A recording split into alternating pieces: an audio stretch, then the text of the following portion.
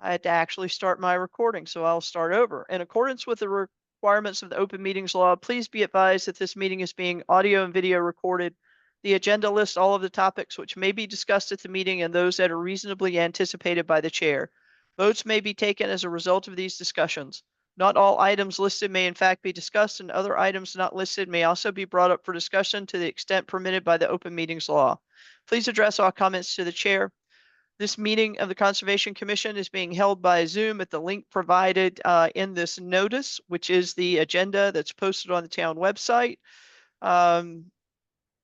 Yeah, the meeting ID is 875-2621-4314. I'm now calling this meeting to order, and we'll start out with a roll call. Jenny? Present. Rich? Present. Jeff? Present. Mike? Present. Chris? Present. Pete? Present. Thank you. Do we have any announcements from members of the commission?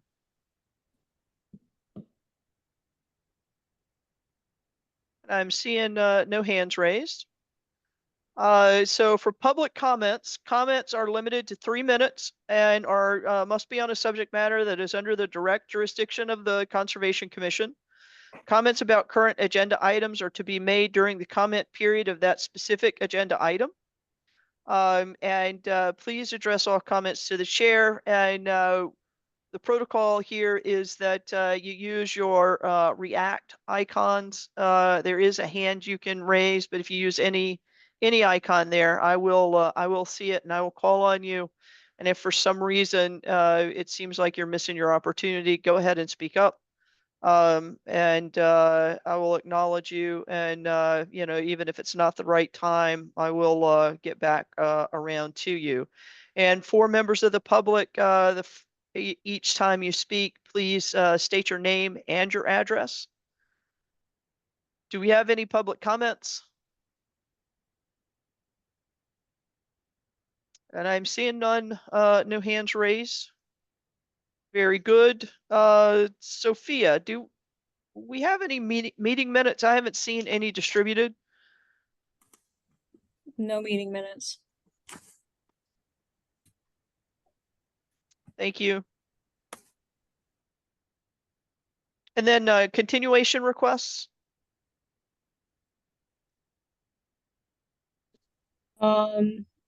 Just the ones that are noted for tracking, on the very bottom of the next page. The 32 Hemlock Drive and 201 Leominster Shirley Road. And then 390 Howard Street until next scheduled meeting.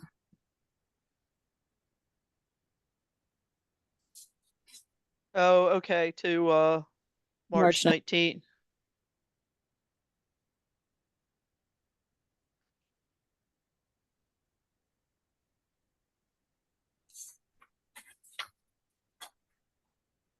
Okay, very good. And our 7 p.m. appointment did get back to me and have asked for a delay to the 19th of March. So if you could make that note on the agenda and carry it forward to the 19th. And I see that our new public hearing for 215 Sunset Drive has been delayed. And I think, Sophia, you said it's because the notifications didn't get out in time. That's correct. I think that was a butter notifications that did not get out in time. Okay. We will move along then. So then 390 is next. That one's delayed until March 19th. So that gets us to 994 Northfield Road. Pursuant to Mass General Law, Chapter 131, Section 40 as amended in the Town of Lunenburg Wetland Protection and Municipal Bylaws, a public hearing on a notice of intent by the Lunenburg Conservation Commission for the construction of a parking area to provide trailhead parking and a proposed gravel driveway, which involves the crossing of a bordering vegetated wetland and the construction of a wetland replication area located at the Table Rock Conservation Land at 994 Northfield Road. And Greg, you are our representative on this project. Yes, So I will let you speak. I think we got some comments back from DDP, DEP, and then we had also asked you to look at other options for that wetland replication area. yes, thank you, Madam Chair. Greg Roy with Dillison Roy, representing the applicant, which is you folks this evening. We did get some DEP comments, and I'm prepared to go over those, as well as, and so we did do issued a letter dated February 25th, but I don't think you got it until just yesterday or the day before, so I apologize for that. But we revised the plans in accordance with the DEP to respond to the DEP comments, as well as comments that we received from your commission from this group 2 weeks ago. So I'll just go over those in order, if that's acceptable, and I'd like to share my screen if I could. I think I've enabled that for you, Greg. Okay. Do you folks have the letter in front of you? I can't share both documents, so I'm going to share the plan. And I'm just going to reference the letter, but I'm going to read from it. I don't know if I have the letter or not. Well, I'll read from it. Okay. So again, our office issued a letter that's dated February 25th, and we summarized the DEP comments and then our responses. So I'm just going to go through these point by point. The first comment, so the first group of comments is what DEP gave us, and then there was 2 comments by the commission that I'll respond to at the tail end. Mass DEP says the wetland flagging does not appear to coincide with the topography. It appears to drop off at wetland flag A19, B6, and A4. The shading connecting A series flags to the B series flags also does not appear to coincide with topography. Additional information should be provided. So just for the record here, Matt Morrow delineated on behalf of the commission the A series wetland flag, which on the plan is the one that's furthest into the site. So it's over here like this, and it kind of comes out and around like that. When our office was ready to do the surveying, we noted that the front side of the wetland area was not delineated, had not been delineated on the side that's closest to the street. So our office delineated that wetland line. That's the B series line, which is right in here. I'm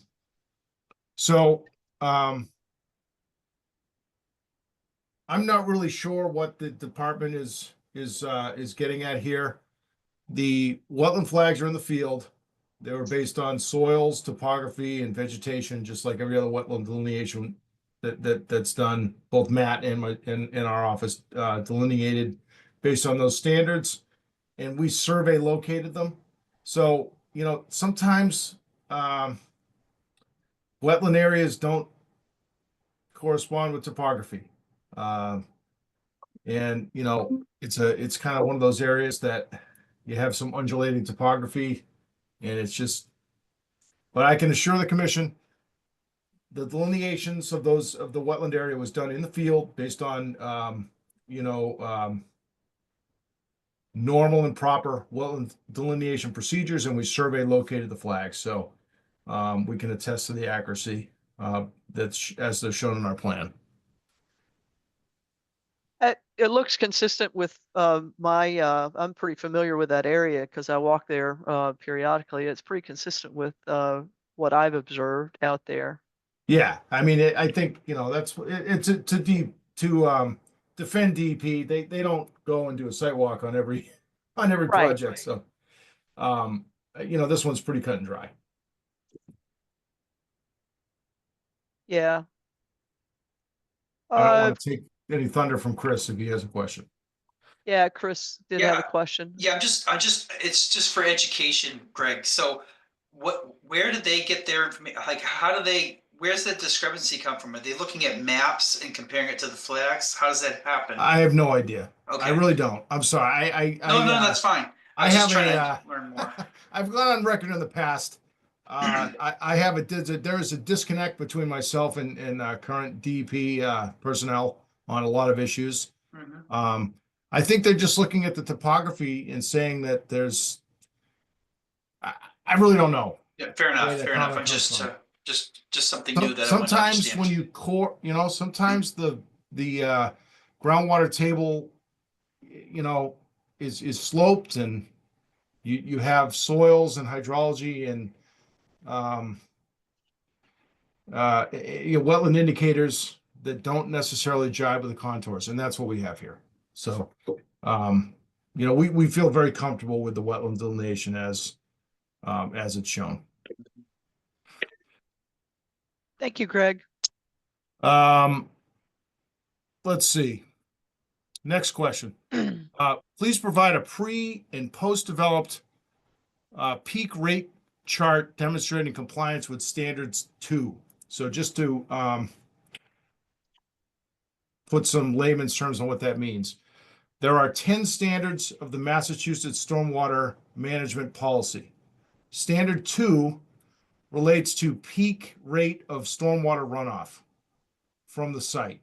And the standard is met when the calculations show that the post-developed runoff rate is less than or equal to the pre-developed runoff rate of stormwater. So we have to analyze the site before it's developed. And we use TR 55, United States Conservation Service methods for that.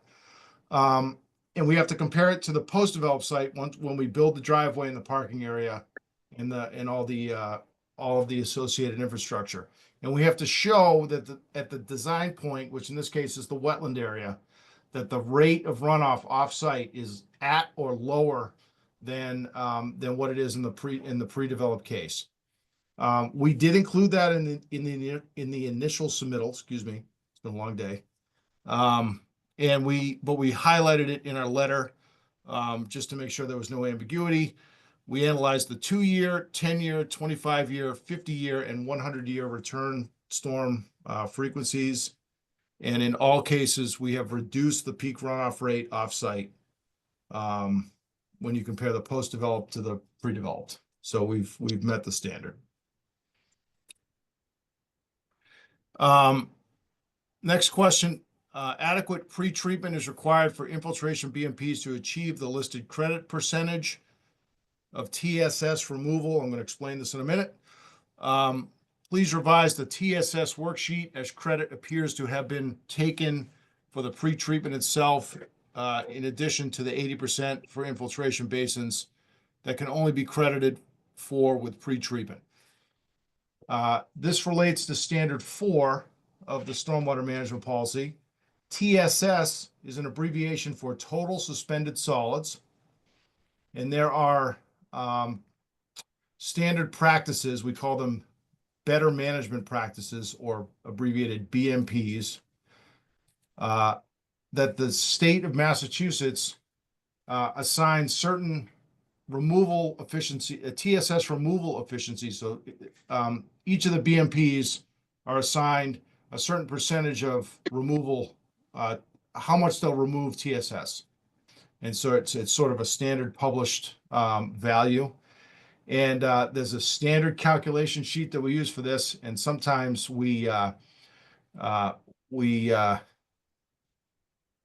sometimes things get screwed up when we do the math on that. So we had a typo in our calculation sheet. So essentially what we have here, the runoff from the parking lot is flowing overland to a swale. We get credit for a swale. And then it flows to a sediment forebay, which is a sort of pre-treatment device in the stormwater management basin. This here is the stormwater management basin. This, we have a sediment forebay here, and we have actually a sediment forebay here, so we have two of them in this case. That collects, and it sort of allows for settlement, further settlement of the stormwater. So we settle out some of those particles before it gets into the main part of the storage component of the basin where it's infiltrated. So we've revised our TSS calculations to document that we've complied with the 80% removal of total suspended solids. So really just a minor issue there, but we have achieved that TSS as required. And that was addressed in the letter you sent to Yes, DEP? I'm just further Okay. expounding the the responses that we gave to DEP. Where is the pretreatment for the infiltration basin as described? As the described sediment forebay locations are unclear. Please provide a detail and profile. So we have revised the plan to make that more clear. We've labeled here exactly where the sediment forebays are. They asked us for a cross section. We've actually added this whole detail here, stormwater basin cross section, which sort of clarifies this issue, I think.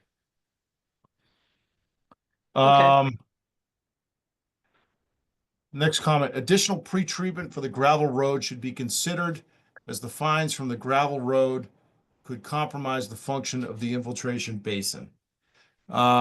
So one of the standards, I can't remember which one, 8 or 9, requires the preparation of an operation and maintenance plan.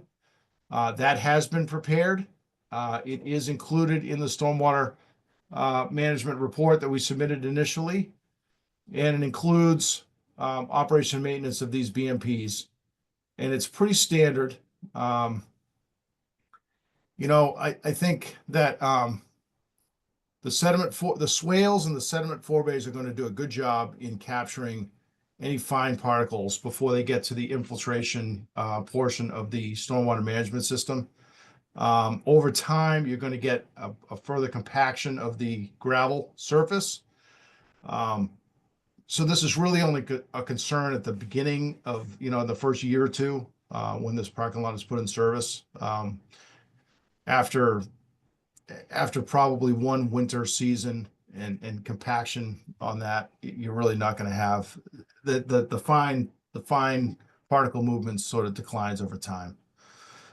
So we really don't see an issue. I certainly don't think that the commission has an appetite for paving the parking lot, which is sort of the way to resolve this issue. But there's No. not really another BMP that we would suggest to mitigate this concern.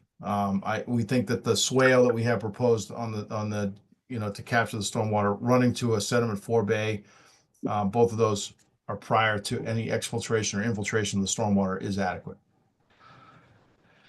And it is captured in the operation and maintenance plan that's memorialized in the report.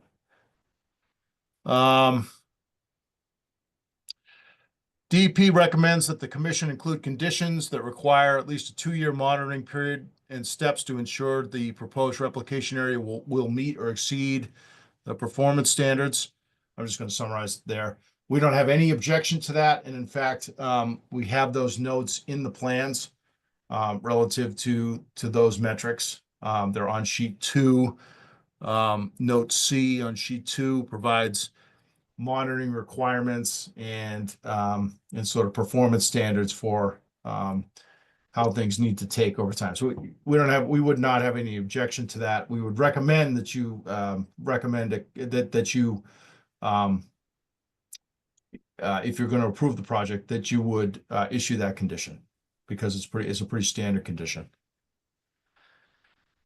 There were 2 comments from the commission from last time. So that was those were the comments from the Department of Environmental Protection. They were related to drainage. I presented this, by the way, at the planning board last week when we opened the public hearing for the site plan.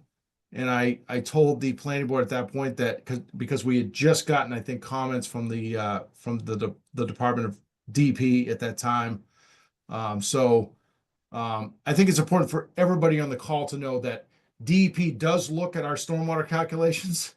They did review them. We did respond to them. They really fall into the minor category. There was a few of them that they just missed our results in our report. There was a few things that we needed to tweak. They're pretty minor. There were no substantive changes that we needed to make to document compliance. So, but I did want to make sure I presented that. The other two comments that I'll summarize quickly.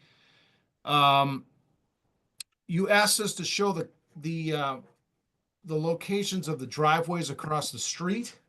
So we did do that. They're shown here.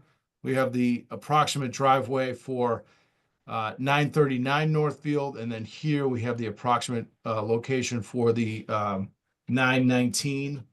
We used ortho photography to show those, so they're probably plus or minus 5 feet. They're pretty close. We didn't survey locate them, but we did show them off of an ortho photo, or drew them on there off of an ortho photo. And then the second thing, and I guess more substantial thing that you asked us to look at, was to relocate the wetland replication area. We had previously shown it in a spot that was pretty close to the proposed driveway.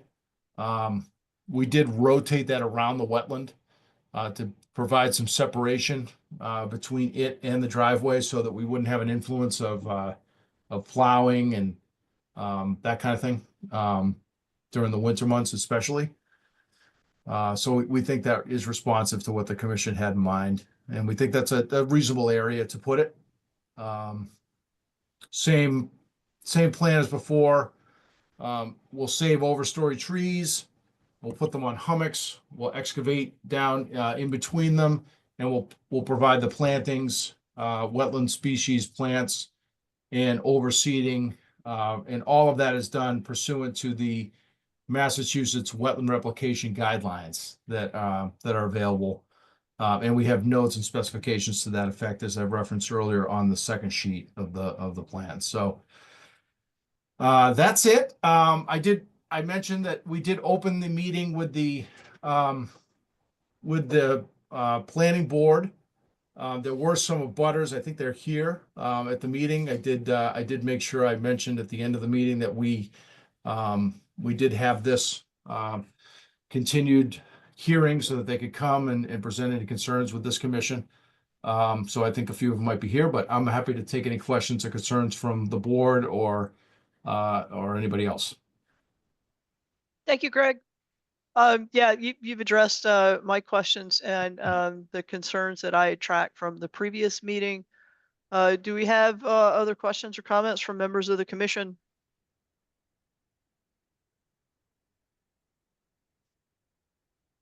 Madam Chair. Yes, Rich. Yeah, just a couple quick questions. Number one, I thought our regulations stated replication areas were supposed to be done on a 2-to-1 basis for disturbance to replication square footage. Good question, Rich. Greg? If I had that question, I'd ask you, Rich. Yeah, I'm pretty sure that replication areas are supposed to be 2-to-1 to the disturbance. Yep. Okay. Question 2 is, I see you list 1,126 square feet permanent disturbance and 1,382 square feet temporary. Yeah. Where is a temporary disturbance? Is that the land under the hay bales and silt fence, or? That's exactly right, Rich. So we just try to be conservative, knowing that we can't put the hay bales right at the base of where we need to excavate for the retaining walls. We put those out a few feet, but those will be removed, and that'll all be reclaimed as wetland. So we just try to be transparent that there'll be more temporary disturbance of the wetland than what will be permanent in the area of the driveway. Okay, now just was clarifying that because I didn't see that in any of the details what the temporary was. So, nope, those are my 2 comments, Madam Chair. Thank you very much. So Rich, so that I'm clear, are you saying that the replication area is deficient because it's 1,700 square feet and the permanent disturbance area is, what, 1,100 square feet? Correct, yeah, it should be following regulations, 2,252 square foot of replication area. Yep, Yeah, that could be, that's without probably without correct. requesting a waiver.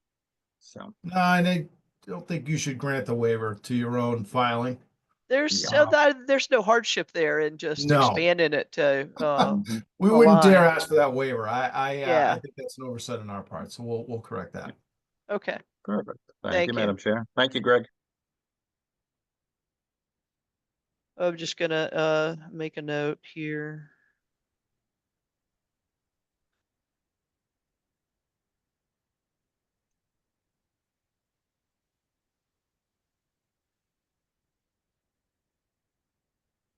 Chris? So what is the correction? Is the correction expanding or increasing the replication? It's Yeah. increasing the replication area. So there's a permanent disturbance. I think on the drawing you had 1126 square feet, Greg. And so Yeah. the current replication is planned at 1,700 square feet and should be 2,200 and some change. We got to increase it by about 25%, Chris. Okay, thank you. Okay. Do we have questions or comments from members of the public?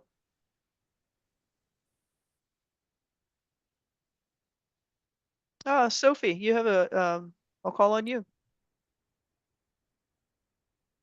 Yeah, I haven't had the opportunity to actually physically see the site. A lot of the conservation lands and areas I haven't been able to see, but this one in particular, I would really like to see in person. I I know Greg probably won't have the answer to this question because it's kind of biology related, but I'm questioning how skunk cabbage was found on the wetland delineation site visit in December. Based on what document? Was it Uh, a delineation from Matt Morrow? yeah, it was on one of the data sheets for the vegetation. I don't know. I don't doubt the skunk cabbage there. It was, but Matt delineated it, like something like He 18 may months have, ago or something. I don't know when he deleted it, but I It's know it done was, on December. Yeah, and unless it's covered with snow, Madam Chair, you would still see remnants of the foliage of the skunk cabbage at that time of year. yeah. Well, the wetland flags have been out there, I know for, a year. yeah, They were out there when I wrote the grant, actually. So actually that's probably more than a year. He may have updated it in December. But the flags have been out there for a long time. December 12th, 2022. 2022. Okay. Yeah, that's quite a few years ago. Yeah.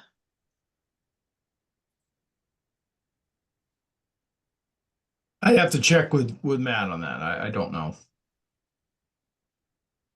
And so Sophie, the concern there is, Um, well, it usually emerges in March, so I'm just curious to either, learn something new from the commissioners or anybody that has input on that. Um, just want to make sure that there's species there that are on the sheet and reflected in person as well. 'Cause again, I haven't been out there physically to confirm any of this. and I don't know that it makes much sense to go out there while there's snow cover on the ground either. Right. May lose all of it in the rain, may not. I think there's enough ice crust that we may not lose all of it. Okay. Other questions or comments from members of the public?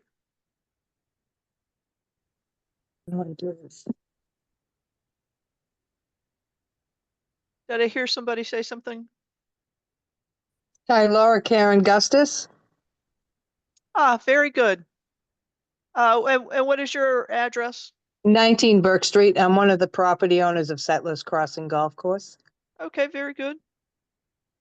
I just had a few questions and concerns. One of them, I was listening to all the wetlands, and I know Greg is very familiar with our golf course. And one of our concerns is the impact that this is going to have on a number of our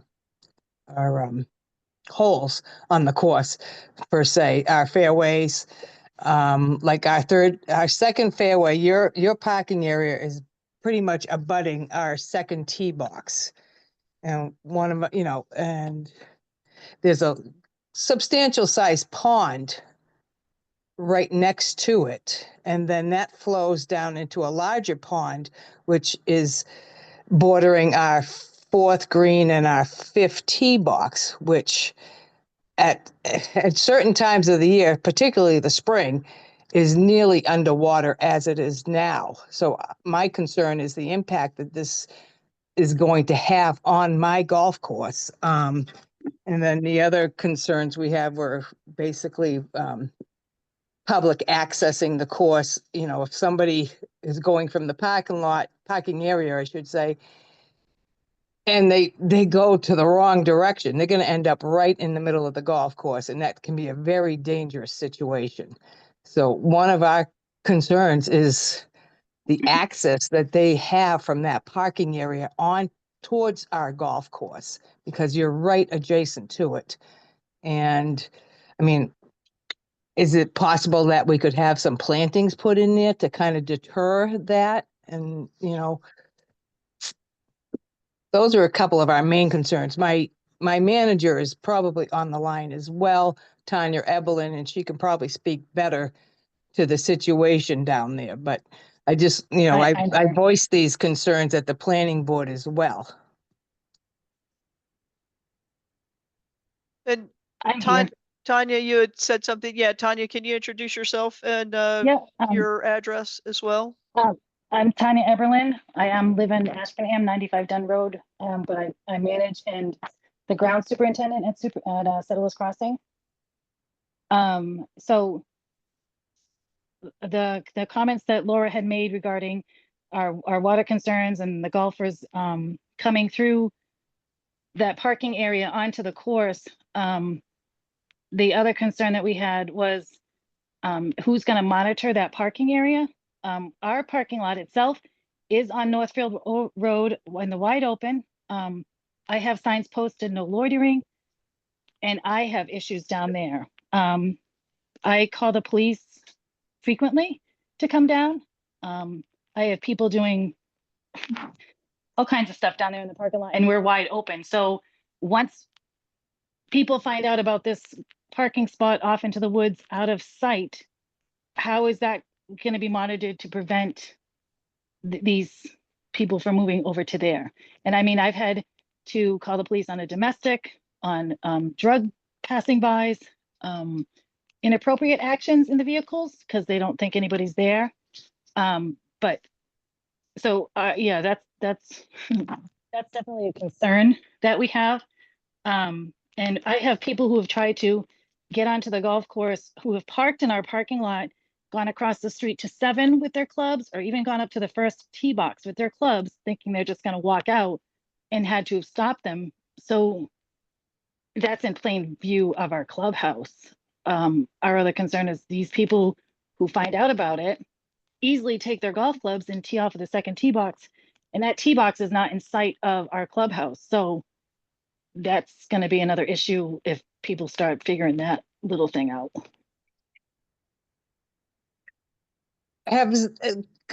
This is Laura again. I'm sorry. Have you received an opinion from both the DPW and the police department with regards to this proposed parking area? I don't think that we have, Greg, have we? So we wouldn't receive them as part of this process. but it is a mandatory part of the planning board process is that Okay. the planning office circulates to all of the departments for comments. I haven't Okay. seen any negative, I haven't seen any comments from those departments as of yet. Okay, So- no, all right, appreciate that, yeah. Yep. I could comment on the drainage related issues. Mm-hmm, Or impacts, I think, to ponds and things. As I mentioned, and I did have an opportunity to meet with, I think, both Tanya and I didn't Laura. catch Laura. Thank you. Forgive me. that's a, After the planning board hearing, and they did attend in person to the planning board meeting. We do appreciate that. The stormwater management standards, the 10 standards I referenced earlier, are really intended to safeguard abutting properties from developments. So the standards that we have to meet, which again, you don't have to take my word for it. They're also being reviewed pretty intentionally and deliberately by the Department of Environmental Protection. We have to meet the standards and they're intended to protect offsite property. So we have to design our stormwater system to accommodate the stormwater. I do not see any negative impacts to offsite property as part of this project. We've planned in the appropriate practices for a development of this size. It's a very modest size development. I'm not sure you'd see any ill effects, even if we didn't put in the stormwater management that we're proposing, just because of the way things are. But be that as it may, we're still proposing them. There's an operation and maintenance plan that's associated with it. On and on and on. So I just wanted to say that for the record. I can't really speak to issues relative to access to the parking and access to the golf course. I will say that we are adjacent to the golf course, but we're not proposing the parking lot right on the property line. I do understand the comments. I suppose there could be some signage that we could put up on the parking area. We do have a trailhead that would come Okay. into the north end of that parking area Yep. that will be signed. Yeah, the Um, intention is certainly to funnel people, away from the course, not near the course.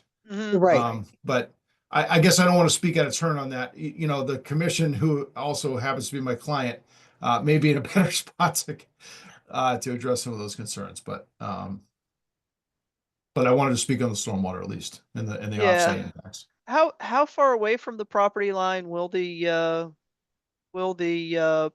actual parking section be? Yeah, the parking is approximately 100 feet away from the property line. Okay. The tee box, the green and the tee box are close to the property line. I will give them that. They're not right on the property line, but you would be a walk through the woods for sure to get there. And I Yeah. think the intention is not to make that accessible for sure. The intention would be to make an accessible parking area with the trailhead going sort of planned north, if you will. So that, you're encouraging people to park and use the trail system, but. And I mean that I haven't walked through there. I walk there a lot, but right now the access is old Stagecoach Road, which is the way I, generally go in and access the back end of the property. But I recall there's a lot of vegetation there. Is the concern that vegetation itself would not discourage people from trespassing onto Settlers Crossings? yes, it is, and that was one of my questions was, is it possible that we could have more vegetation planted along that area? Yeah, that's definitely possible. What would you be looking for though? Just something to deter people from trying to cross over, because there is a stone wall there behind the, There is. there's a stone wall, but it's not that high. I mean, we Oh, have people yeah. going over there all the time trying to retrieve their balls. I mean, Mhm. that's the other issue is the balls definitely get hit beyond that stone wall. I mean, Yeah. one of the abutting neighbors on Stagecoach Road told me at the planning board meeting that she's got a number of golf balls in her yard, which is, farther down. It's beyond your parking area. So there's that issue there. That's why I'm questioning, how can we deter not just people, but golf balls? Because we've had, vehicles damaged in our parking lot from golf balls. I mean, it happens, we don't have the best golfers. They're not PGA.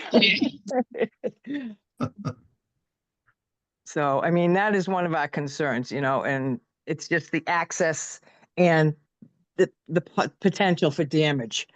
Mhm.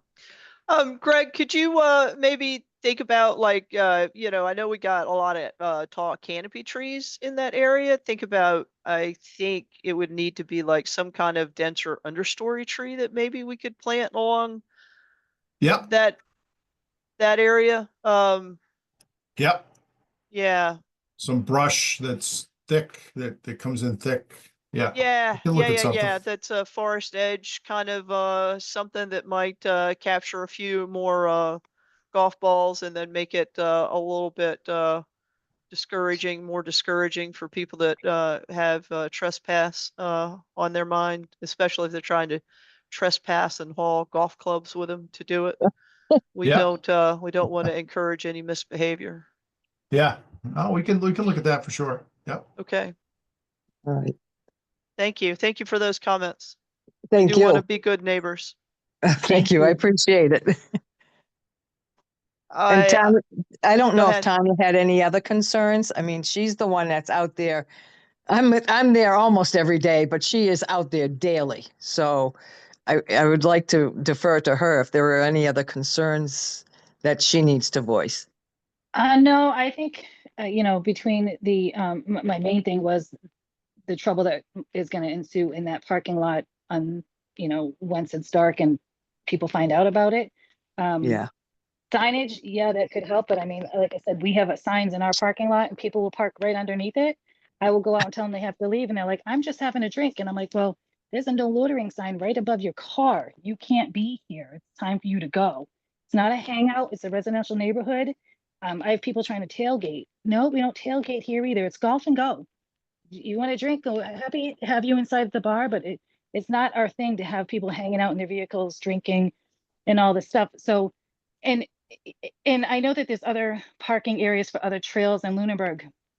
I was told by another person who knows these parking lots and, told me that there's no issues with the other parking areas, but the problem is the parking area here is in a totally different situation than maybe in the outskirts of Lunenburg. We have people coming through here from New Hampshire, from Fitchburg, from Leominster. Like Northfield Road is a very popular road to cut through. And so, yeah, that was my main concern is that parking area, because I know I have issues with our parking area and we're there to monitor it. So as far as, the stopping people or deterring them from coming through the woods, I think that's an excellent idea to put some thick brush in there to deter the balls as the people. I know I hike a lot. If it's a rough area, I'm not going to go through there.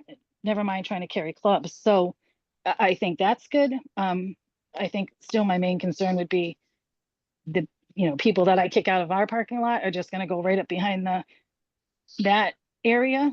And us, we've had enough damage from people we have people who stop on the side of Northfield Road and damage the golf course. I've had people steal the flag off of 9, blow up my 7th green at the 4th of July.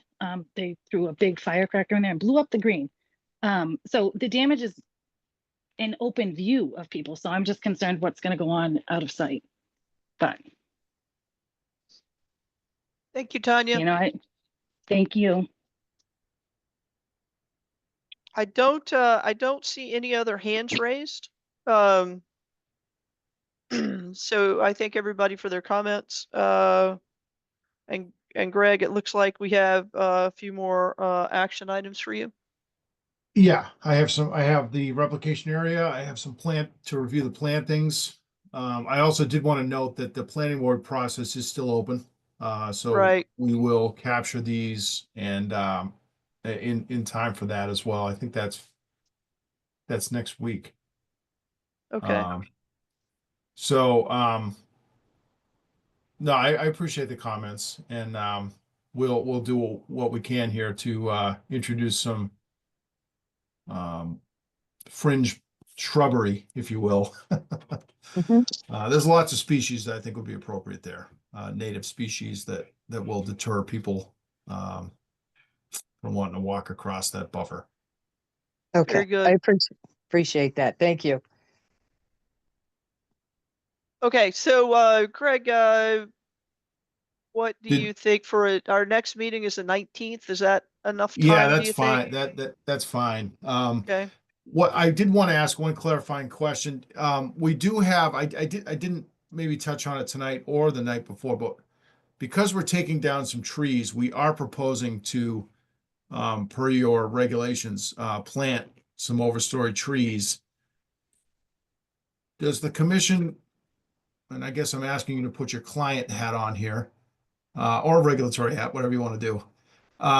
Does the commission want me to replace a few of those canopy trees with the shrubs, if you will? Or do you want me to add shrubs and keep the canopy trees as we're proposing? So all of these solid green circles are proposed plantings to mitigate the loss of some of the trees that we're taking out. There's another one in here. So, did you want me to, remove a couple of these and then put in a nice tight, planting row up in there? Or do you want me to just add the planting row and keep the overstory trees? My opinion is just one vote on the commission is to, you could take away some of those, overstory trees and, Okay. use that in the count for the tight understory. And I say that because, being familiar with that area, there is a lot of canopy cover. Yeah, And so yeah. I almost feel like by shoving more canopy trees in there, we might just be overcrowding. That's probably true. Yeah. Mhm. And I actually think that we may want to put the plantings more closer to the wall if we could get access to the wall. I mean, get something in there to plant closer to the wall. Yeah, I Just will caveat that we didn't locate trees. okay, Essentially, I told the survey crew to locate the trees in the wetland area out to 50 feet, okay. out to the 50-foot buffer zone offset. So there are probably a lot of trees between there are definitely a lot of trees between the parking area and the stone wall. It's just we Yeah, I didn't was just locate them. looking at a winter satellite image. There's one on Mass Mapper, conveniently, in that area. Yeah. And yeah, it seems like are quite a few. Quite a few. Anyway, We- okay. But I'll come up with something there. I'll come up Okay. with something. Rich. And we are also adding in 14 hardwood maples and oaks into the replication area to help with the replacement of the trees coming out. Mhm. Mhm. So I would argue from a client standpoint that would definitely count towards replacement of the hardwoods coming out. Okay. All right. That's enough for me. I'll come up with something that I think is appropriate, that achieves the purpose of providing the understory buffer, but I think also meets at least the intent of your regulations. Very good. Thank you, Greg. And I heard you recommend that we continue this on Yeah. March 19th. So I think I'm looking for Yeah. the commission to make a motion for continuation to March 19th. So moved. Thank you, Second. Rich. Thank you, Jenny. So we'll go for a roll call vote. Pete, I Aye, or yes. Chris, Aye. Mike, Aye. Jeff, Aye. Rich, Aye. Jenny, Aye. and I for myself. So we've got that continued to March 19th. Thank you so much, Greg. Thank you. I think I got the next one too, so I'll stay on here. Okay, very good. Pursuant to Mass General Law, Chapter 131, Section 40 is amended in the Town of Lunenburg Wetlands Protection and Municipal Bylaws.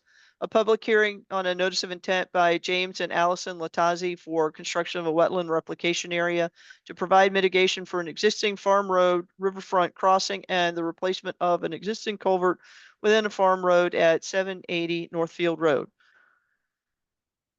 And so, Thank you. Greg, you're the representative, and I also see Jim on the line as well. Yes, thank you, Madam Chair, members of the commission. Greg Roy with Dillson Roy. I'm representing the applicants this evening. Jim is with us.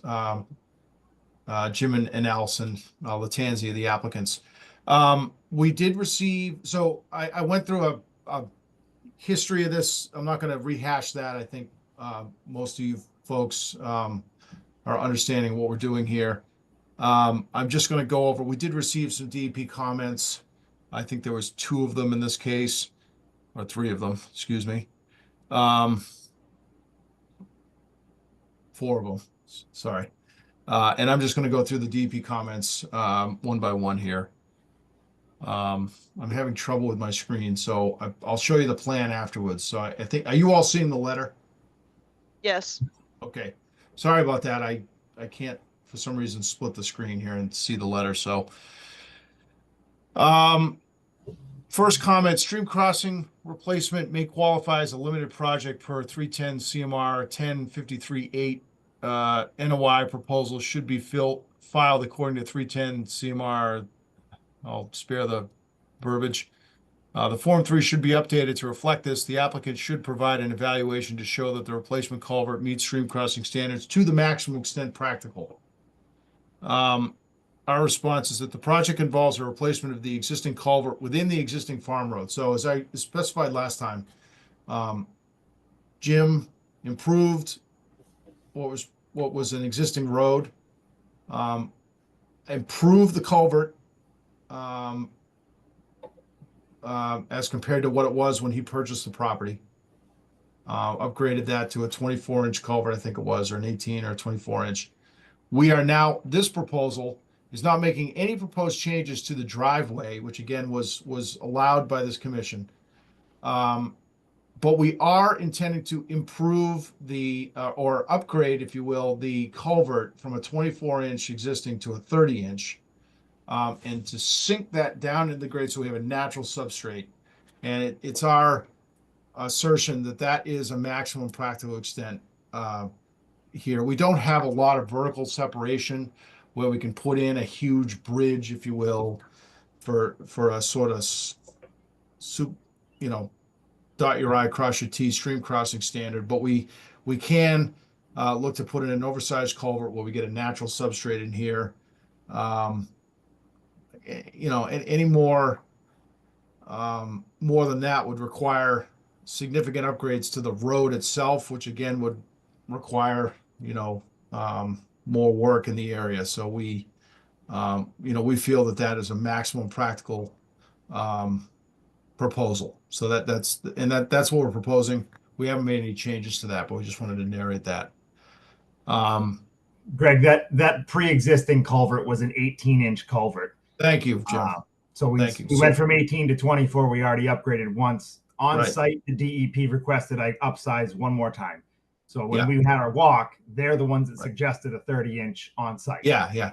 Obviously, they're looking now for a calculation on it, but I assure you that during the flooding of 2023, when we had the real heavy, crazy rains, that still did not overflow with a 24-inch pipe. So I disagree with having to do any more than 30. Just adds cost. Well, and this is one of those cases, I think I mentioned the last time, where we actually had DEP on site here before we filed the notice of intent, and we're sort of receiving our instruction from them. Now, whether or not the person that's reviewing this and provided these comments was that person that was on site? Probably not. So I think that might be where we're having some of the comments, but I feel that we have a maximum practical solution here, and it achieves the intention of getting a natural substrate, oversized culvert. Hydraulically speaking, we do not need this size culvert. From an engineering standpoint, we do not need this size culvert.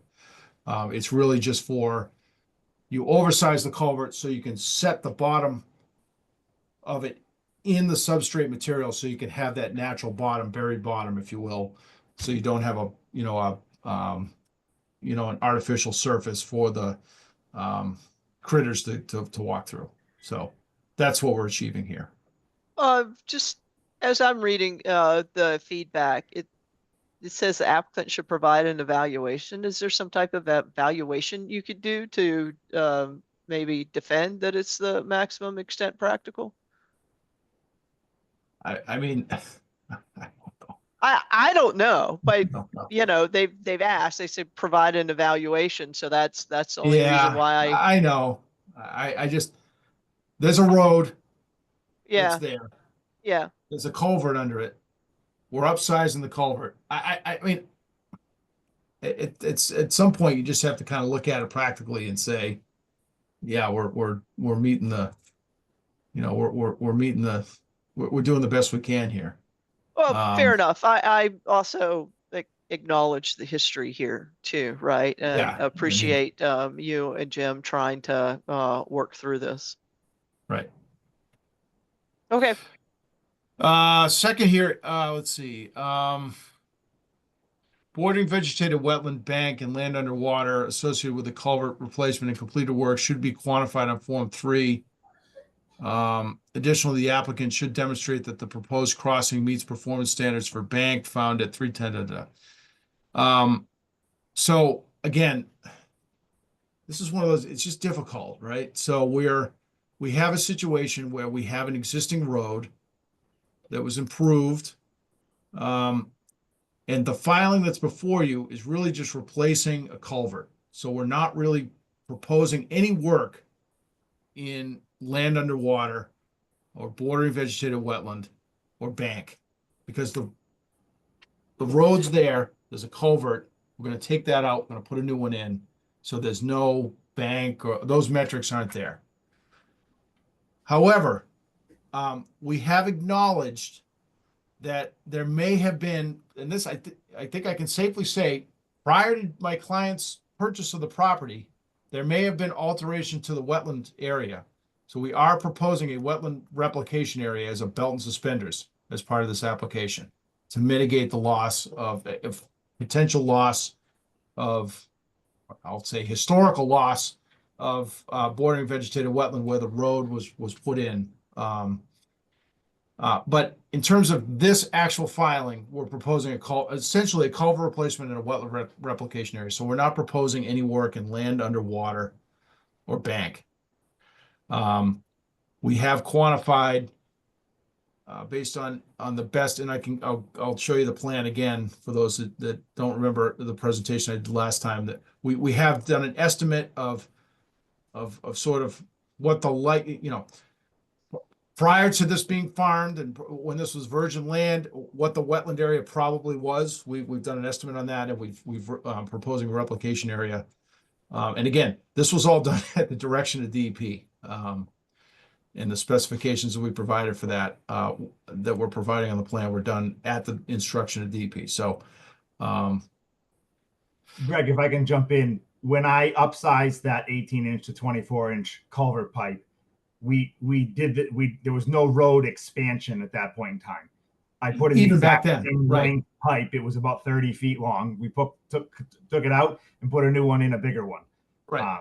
But we did not widen the road. There was an existing road that, had been there. I'm very familiar with the property for almost 15 years now, and that pipe had been there as well before my existence on site there when I first worked with Mr. Pierce on the property.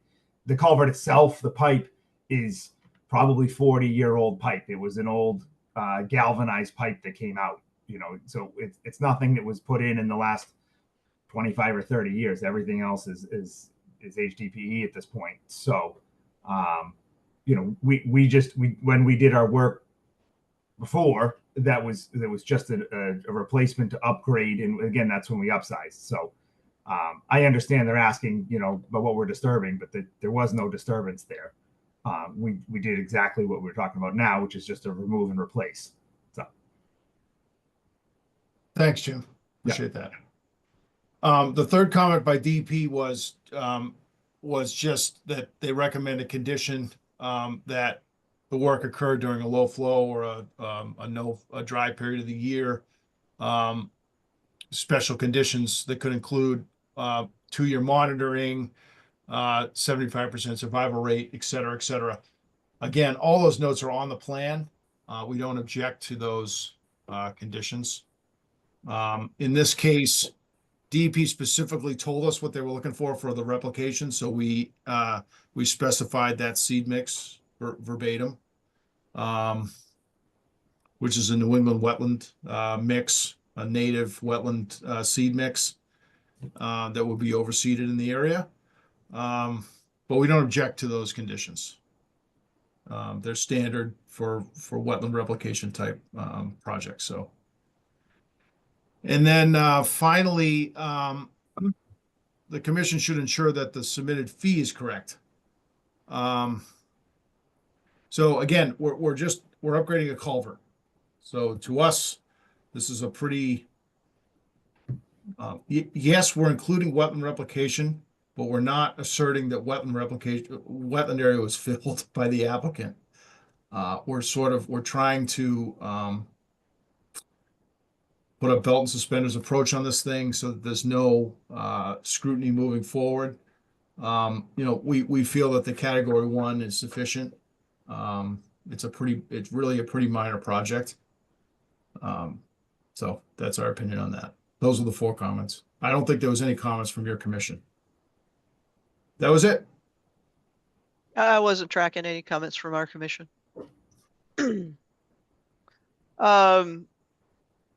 Yeah, and I don't have any further comments at this point. Do we have questions or comments from members of the commission?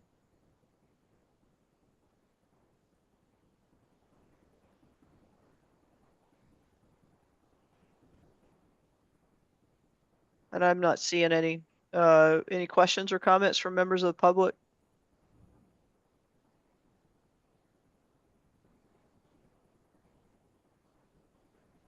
And I'm not seeing any. Yeah, DP issued a filing number. Yeah, file number, and then Yeah. just those were the 4 comments. So Yeah, so I think at this point, the commission could make a motion to approve with you know, addition of the special condition as stipulated by DEP for 2-year monitoring and 75% survival. So moved. Thank you, Rich. Second. Oh, I think Mike LaRouche got in there first, Chris, or second. So we'll do a roll call vote. Jenny, Aye. Rich, Aye. Jeff, Aye. Mike, Aye. Chris, Aye. Pete, Aye.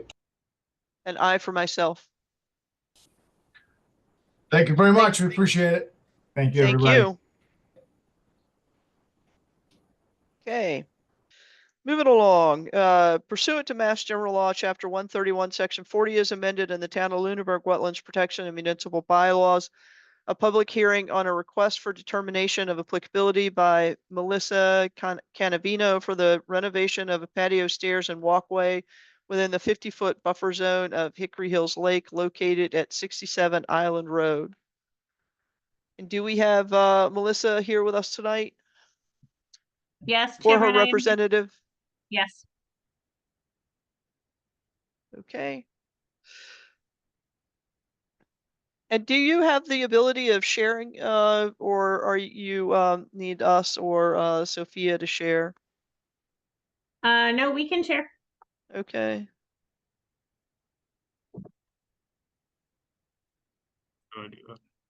Okay, one of the things that we had asked for, and maybe you want to share, is update the drawing that had been provided to show the, definitely to show the, you know, it was a deck structure before, but the stairs were not shown on it. Yep. Can you see this? It's not, it doesn't, it looks like it's in a folder structure and not, not opened all the way. It looks like it's just in a preview pane. It says that yeah, do that. Maybe make it your whole screen. It says that I'm screen sharing. Yeah, well, we can see your screen, but it's not the drawing itself is minimized like it's only in a preview. Could you like actually open the app and make it your whole screen? Sorry, I'm actually staring at it full screen right now. Let me figure out what I gotta press.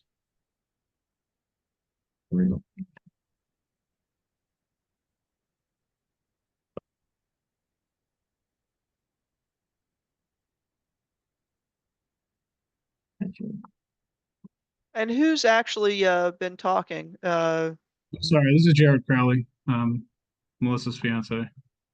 Jared Crowley, Yes, ma'am. and you live at 67 Island Road as well? Correct. Okay. Oh, there we go. We can see it. All right. Rotating it is better. Yes, thank you. All right, so we added the stairs, the 41-inch Okay. projection off of the deck. And we also measured, after Sophia had come out, we measured to the water line. And we also took those numbers based on some photos that I can also share. But if you'll see at the bottom of that diagram, we have 26 inches and 28 feet and 26 feet, respectively. Maybe scroll down a little bit so we can see the whole thing. I'm sorry, I'm staring at the whole thing. Does that help? Yeah, okay. Okay, the 26 feet and the 28 feet reflect the kind of the angle of the water line. More, yeah. So that was the contour of the shoreline. Okay, And that's off of the farthest projection of the patio walkway. okay. And okay, so the patio walkway, so not the wall itself. No, that's no the wall, like the furthest projection of the entire assembly.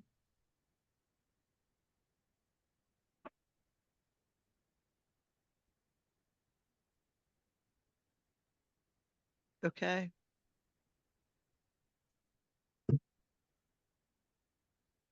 And again, the stairs and the walkway that are there still fall within that footprint of the pre-existing walkway that we weren't using.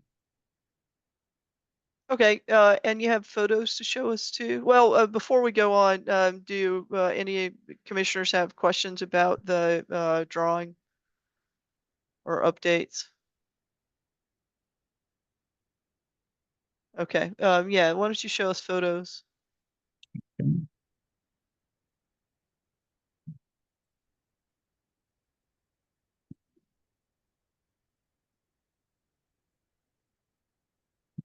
I'm assuming you can see this.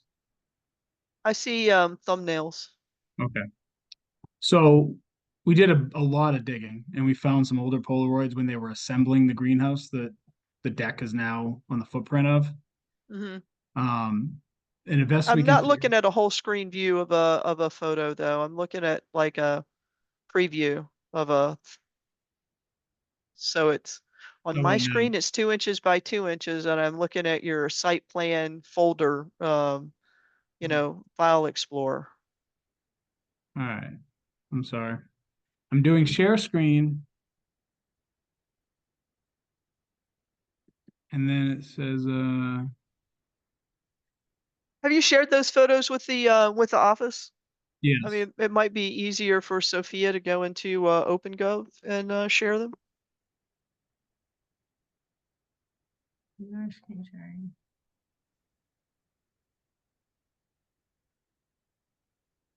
Is that better?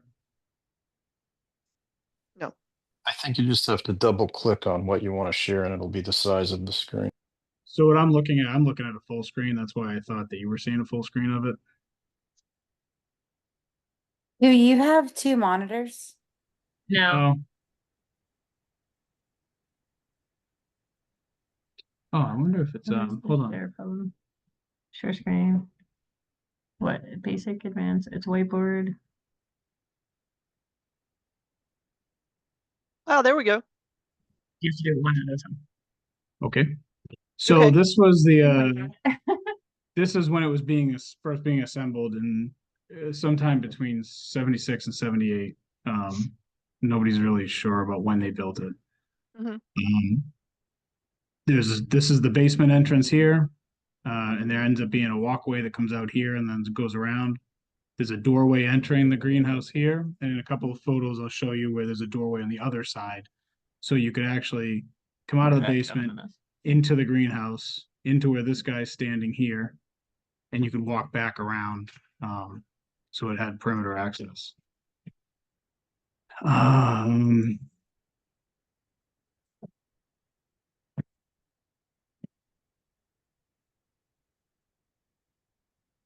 Please tell me you can see that full size.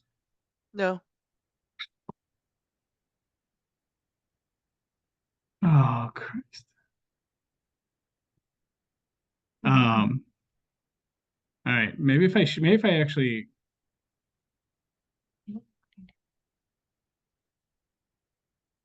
Oh, it's the one. Yeah, I did this. Huh. I did this. Okay. Click on that. Double click. And you don't see that full screen. No.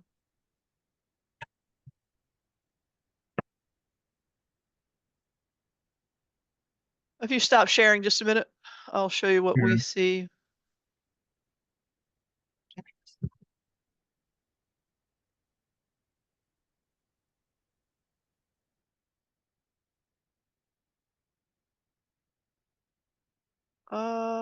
Yeah, that's what we were looking at.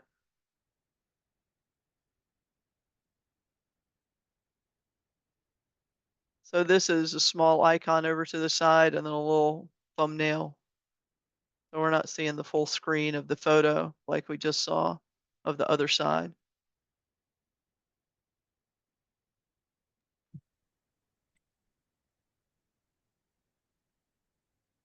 Now we can see it full screen. All right, I'm not sure why that's working, but now that we're into this. Okay. So that Okay. was the first photo I showed you. Mm-hmm. Here's the second photo, and again, this is the other side. You can see the door right here and the break in the foundation. And this is where they started to lay out the walkway that we've been telling you goes in the front. This is where our patio walkway is now. And this was like the sand that they brought in for substrate. This is a more recent photo, and this is after the greenhouse collapsed. This is the doorway, this is the other doorway, and the walkway is big enough that our 28-inch snowblower, which was stored over here, which is why we don't have a ton of pictures of this area because it's just unsightly, where this walkway comes out, if you can see my cursor, comes out and then around. This is the patio in the front where the stairs come down this way, the basement is here, and the walkway comes out here and then would go around like this as like a. Can you see my cursor when I do this?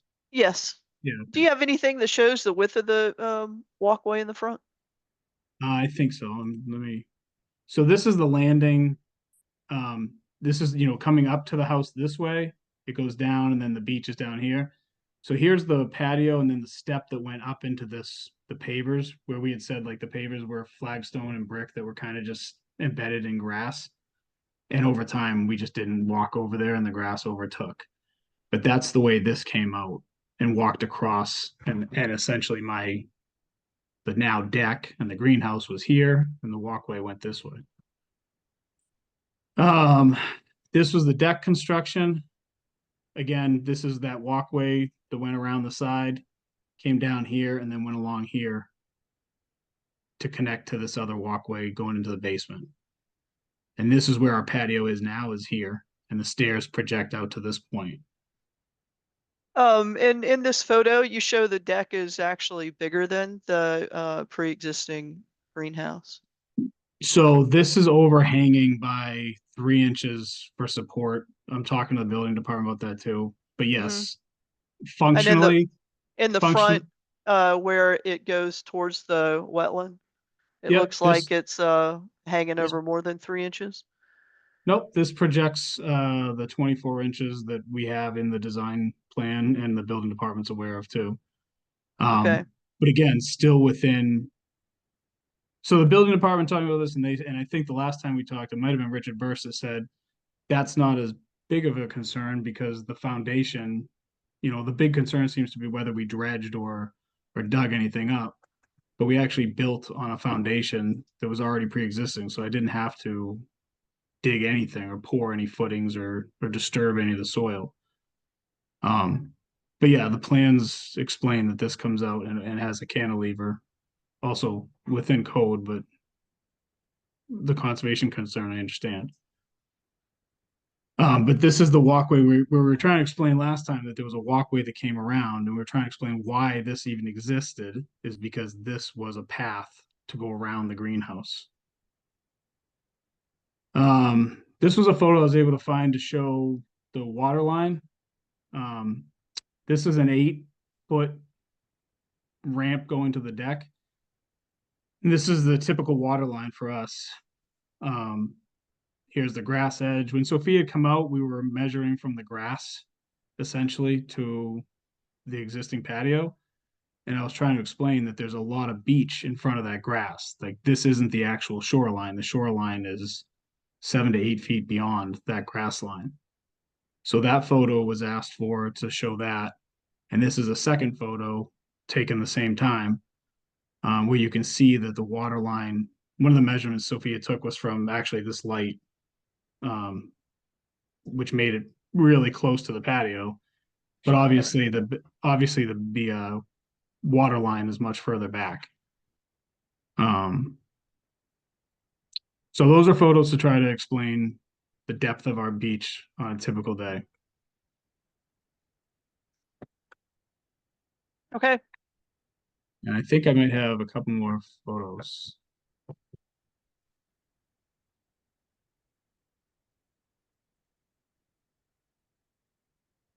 Oh, sorry. That's my neighbors running an excavator in the lake, which I guess isn't as big a deal. That's all the photos I have of the patio and trying to explain the walkway as best we can. And again, the measurements that we took, I think they're very reasonable and reliable for the 26 feet and the 28 feet to the water from the edge of the construction. Okay, thank you. Sophia, you want to show us your measurements? Sure.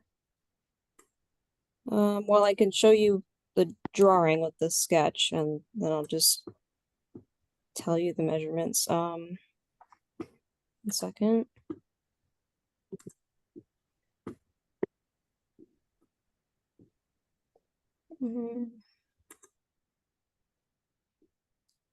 Definitely not as good of a photo, but this is an aerial. Essentially, this is the measurement. You can see where the actual water lies, at least part of the season. But the actual ordinary high watermark is this pink line that I drew here and measured from that line to the wall. Okay. And that was 17 feet. I think based on the photo I just showed you, you can tell that that's 17 feet is unreasonable. So let's let Sophie talk. Oh, I'm sorry, go ahead. Sophie is our wetlands expert, and I would like to hear from Sophie. So Sophie, in determining the high water line, so it's not the average water line, it's the high water line. What led you to determine that line to be where it was? Essentially, it's the break in vegetation, signs of erosion, things of that nature, any type of water staining, Mm-hmm. all those combined.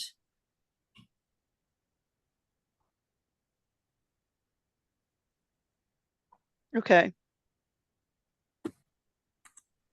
It's also consistent with my own understanding of where the high water mark should be, and consistent with the way we generally assign that designation to other properties on lakes.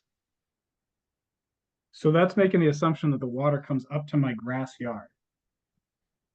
Because that's what that pink line is the grass. That's our grass line, Chairman, and that's absolutely false. I've lived here my entire life. The water never comes up there. We have at least 10 feet of beach. The water never comes up to that line. I understand what you're saying, but there's wave action there, right? That also No. counts. No, absolutely not. The waves do not come up to that line. If you look at our dock, we showed you pictures of our dock and our boats and our kayaks. If the water came up there, our kayaks would be out in the lake. If the waves came up, If the waves came up, they would literally float out. We don't have wave action because we're a low wake. We don't have boats. We have kayaks and pontoon boats. So why doesn't vegetation grow lower than the grass line? Because it's traversed, it's a beach. It's what the kids use to play in. And because we rake it probably 2 or 3 times a week to maintain right. the beach. It's literally sand. It's not a topsoil that would support vegetation. I understand what you're saying. And I also understand what Sophia's saying and what we have, the way we generally rule on these cases. There is an alternative. You can hire a wetland scientist, right? And if they're a certified wetland scientist, then we would take their advice under consideration as well. All right, so again, because we've been doing this now for 4 months, and I'm sorry if I sound frustrated, but we've missed basketball games for our daughter, events at the school, appointments. Even tonight, I skipped an appointment to be here. What is the resolution for something that we've already constructed? Because I come back with the photos, I've come back with the explanations, I've come back with drawings. I've literally answered every question that you've asked. And at this point, I don't even think I could afford a wetlands expert to prove that the beach that my kids use doesn't grow grass. So what is going to be the resolution for a project that we've already completed? Is it to tear it up? Oh, well, the first thing is that the Conservation Commission will rule on whether it actually is an impact to the wetland or not. And if it is an impact to the wetland or a potential impact to the wetland, then the next process is to file an NOI and actually have permission to have impacted the wetland. So, I mean, there is a process here, and I'm sorry that you're frustrated, but there is a process, and of course, you know, the right process is to ask for permission before the work's done.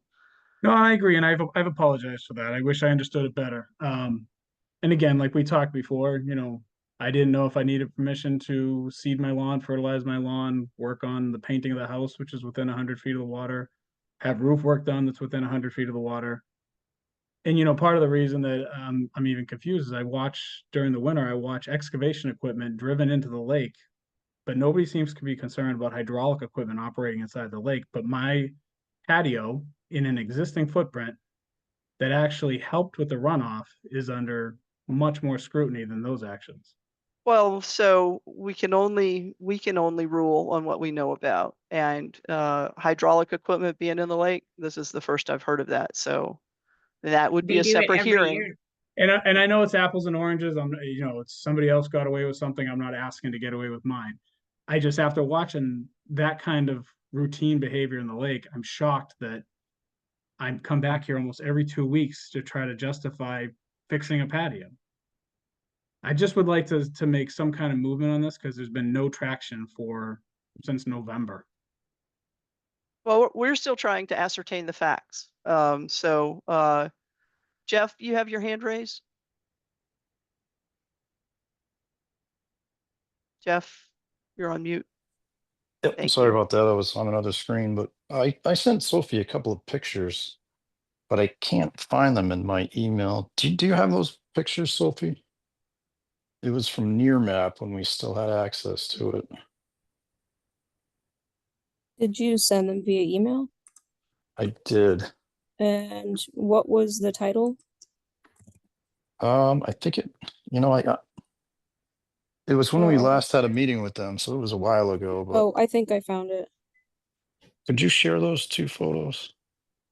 I think it might help. I think I see one. Maybe it's just one, I yeah. don't see another one, Okay. but yes, I can. It might be Okay. helpful. So I think in that photo, you can kind of see what they're saying is that the water doesn't really come up to that grass. That's actually a great example of what we're talking about right there. The beach jogs in to the left, probably the left third of the photo, where it's cut in. I don't know why, but it's been cut in for as long as I've been here. You can see the rack line, which clearly shows where deposits have been made. And that's because this photo was probably taken in the fall when the water level has dropped. It was But April again, 22nd, 2018. all right, so maybe the dam hasn't filled yet. I don't know. But regardless, look at all the beach. It doesn't go to the grass. The water doesn't go to the grass. And if it did go to the grass, the way that Sophia thought that it might have, a whole portion of that yard would be underwater in order to conform to where it jogs in where the measurement was taken for the 17-foot mark.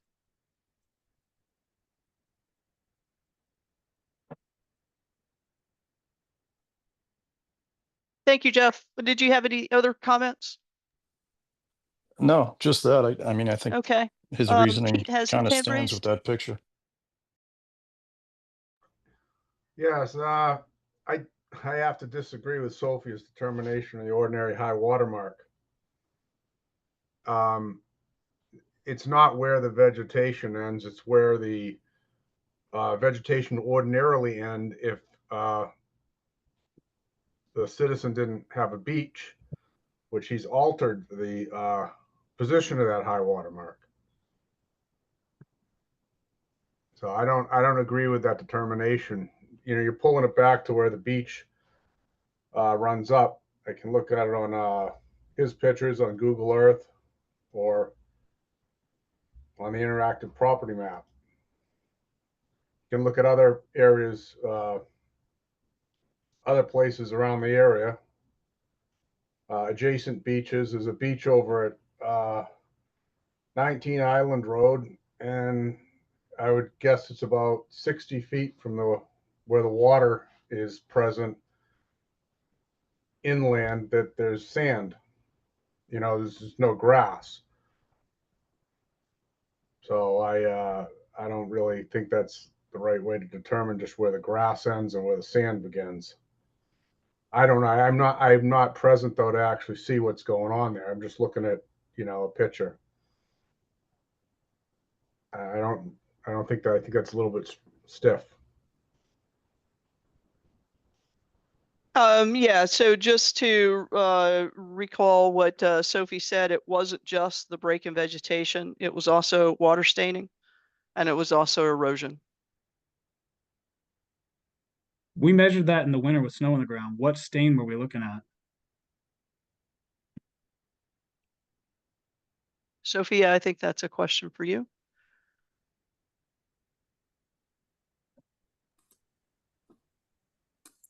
So according to the standards of bank is basically when you look at the high water mark, staining is incorporated in those I guess parameters, but we couldn't see an actual staining present with the snow. So essentially it's relying on the vegetation and erosion. So we're making the But- assumption that there was staining on the bank because of the elevation of the grass? No. I don't want to make any assumptions. Well, I don't think that we can talk about staining then. What I didn't know is that the sand area was being maintained. But Whether I'm still according to the standards that are by the book. That's what I'm going by. But whether I maintain the sand or not, it doesn't change the elevation of the sand or the elevation of the land. I'm raking dry sand.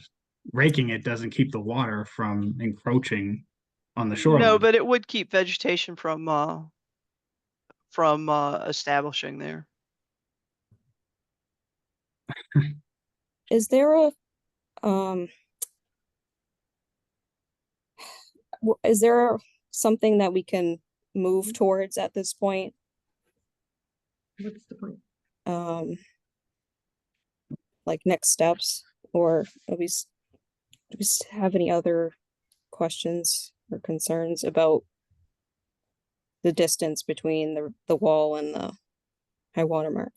Well, I mean, it's kind of important, right? If we're making a ruling about work that's been done in a buffer zone, where is it? Is it in the no touch zone? Is it in the no structure zone, or outside of those? And I think that's why the distance to the high water mark is important. It's a critical decision criteria.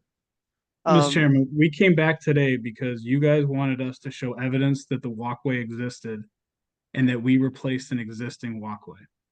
I'm not arguing that we're within 30 feet of the beach or the shoreline. I apologize for that. I wish we were further back. The last time we met, you guys wanted photos that tried to show that we had an existing walkway that we built onto. And I did the best I could. I found Polaroids. I mean, from literally the construction of this. And as I said before, we don't have a lot of photos because it was a pretty unsightly area. And I'm sure there's places around you guys' properties that you don't photograph because they're not exactly photogenic. But I think that I've showed enough compelling evidence in the pictures to show that there was, or at least could be good reason to have a walkway in the front of that assembly. So my argument to this has been, we're sorry we did this without permission. We didn't realize that we were doing something wrong when we did it, but that we replaced an existing product with not only new product, but better product because we promoted better drainage with permeable stones, and we didn't have a big impact on our area. So my next question is, today, are we trying to decide, are you guys ready to decide whether or not you believe we had a walkway there or not, and that we repaired and renovated something? And then can we discuss whether or not 26 feet is too close or 17 feet is too close? You know, I'd like us to grab traction and find a resolution to part of this, because I feel like we're just spinning our wheels.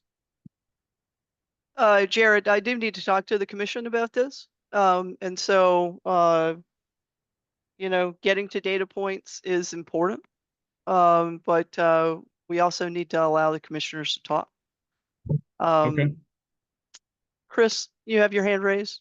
Yes, it seems to me that this commission can't agree on the high water line, so I don't know what we can do in terms of making a decision, because even as a commission, we're at an impasse of where that high water line is. And I do, I was under the impression that the discussion today was about the deck. I wasn't expecting this other issue, so I'm not sure. I'm trying to understand also where we're supposed to be going at this point. Yeah. So again, you know, from my perspective, being clear on the data, being clear on what is where, right, relative to the buffer zones and the actual resource area is very important. And then also being very clear about what pre-existed, you know, and was just improved versus what is an expansion is also a critical data point. So that's was my intent with this hearing, and my goal was to try to get get from a hearsay position to something that was real data. Do you feel like the photos that we provided offered any clarity? I feel like, well, before I comment, Jenny has had her hand raised and has been patient. I will let Jenny go next. So I pulled up some old Google Earth photos I'm gonna share. Hold on. So, this is Google Earth. This is, hold on, let me move. My thing is in the way so I can see which year this. So this is 6/6/2022. So I did a measurement of the line from what looks like the high water mark to where I think the deck starts, and I came up with about 23 feet. But if I go back in the Google Earth imagery, I can't find, and I can go back pretty far and get some good photos every so often. I can't find any, this is 2016, any evidence of a walkway ever going in front of the greenhouse. I see the one on the side. I think I got back to 2005. Here, this is 2015. I'm trying to figure out, when was this walkway there? This is 2008. 1978-ish when they constructed it. Yeah, so my dad built this greenhouse in 1978, and there were actually walkways on both sides of the greenhouse because it was a working greenhouse coming out. So there were walkways on both sides of the greenhouse. I know you can't see them because you don't have photos dating back, right? So this is when my brother lived here. My grandfather built this house, and my father had it, and then my brother. And then I moved in 2008. So there was a walkway in front of the greenhouse wrapping around to the other side, but we didn't go to that other side. See, there's a big tree there. It was a Chinese maple, and we didn't really use that other side. There was no reason. So it was grown over. There were bricks. It was sort of like that brick patio you see up on the left. So there were bricks, and it was just sort of grown over with grass, and it went all the way over to the right-hand side underneath that Chinese maple, but nobody used it. So my brother relayed, and that's why it's, brighter. He and my brother-in-law relayed that concrete there because that was the main walkway out of the basement. So that's where we stored all our water toys and floats and things like that. And that's where we went out to the beach. But again, we'll talk about that. Sorry, go ahead. The walkway, though, that you're saying was in the front. Yes. That hasn't existed for a long time. No, it was there. We pulled up the stones and stuff out of the grass. It just wasn't used, so it was grown in like you'd see any neglected area of grass. But the part that you can see so clearly is because that was a poured concrete. So nothing could grow up through it. Nothing could disturb it. It was a solid monolithic piece of slab concrete. But you can see, all right, in this photo, you see the discoloration that runs along the front of it? Yeah. That's because it was brick and flagstone and other I don't know, stuff that they put together to make it a walkway. Like any beachfront cottage, it was assembled in DIY manner and with different materials. But they didn't pour concrete there.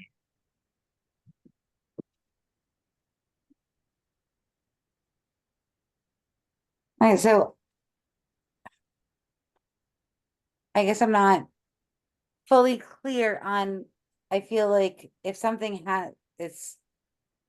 so the discoloration, I guess, could mean that something was there.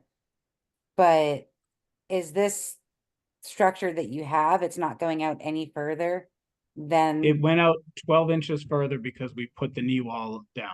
So we're not contesting that we added 12 inches because we put the wall so that nobody would step off of the newly laid pavers onto a declining yard. It was uneven. We didn't want somebody to step off into uneven ground. So we projected 12 inches more than what was there before. And we're not arguing that within the 30 feet. I agree. Not realizing that was going to be a penalizing event. We're inside of 30. I don't know if it matters that we're inside 23 feet versus 27 versus 20. Regardless, we're inside of 30. And yes, if we hadn't put the 12-inch wall, it would be as it was in 1978.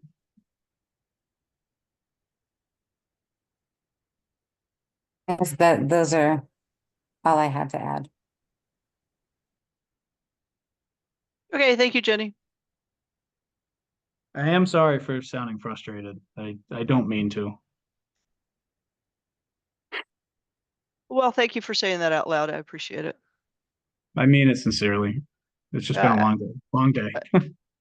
And I trust you do mean it. Been a long day for me too. I'm sorry for that. Yeah.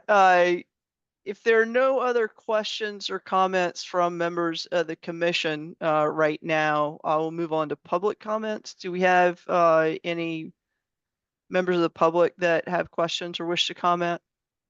And I do have a letter that was submitted to me from a member of the public that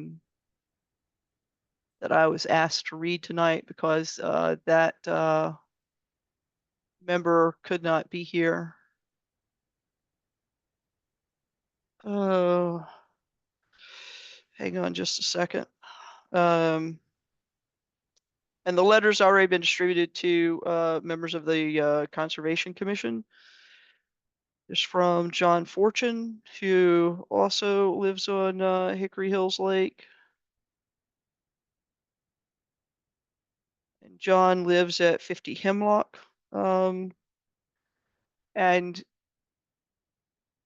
yeah, so John said that I'm writing on to you on my own behalf, not as a Hickory Hills Lake owner, BOD member.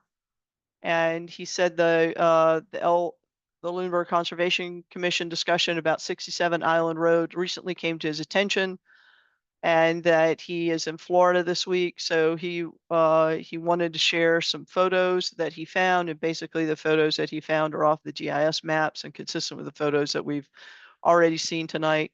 And he believes from the trying to figure out if I could share his photos, which I probably need to do.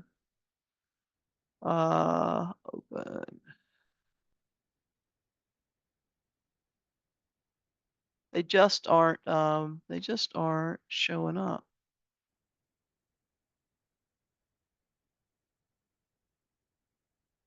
There we go. Yeah, here's one of them. Share. Yeah, so here's one of his photos. And I'll go get the other one. Apologize for the clumsy handling here. It's just slow.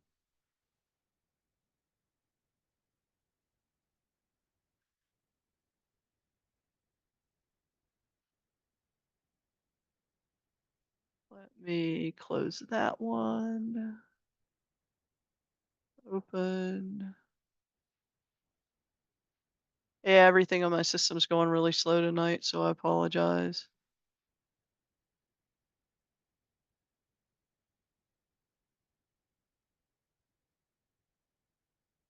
And it closed Edge altogether. But maybe one of the other commissioners has the photos and they could share those photos. They were forwarded to all members of the commission. I have them up. I can share them. That would be great, Jenny. And then I can read John's email.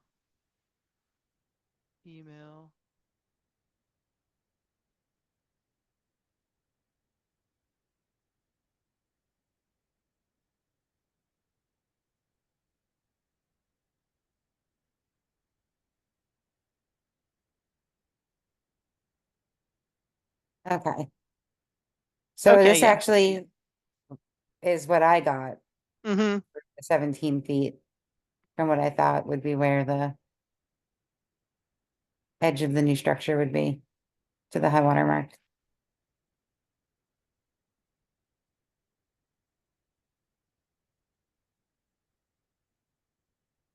You can see my screen, right?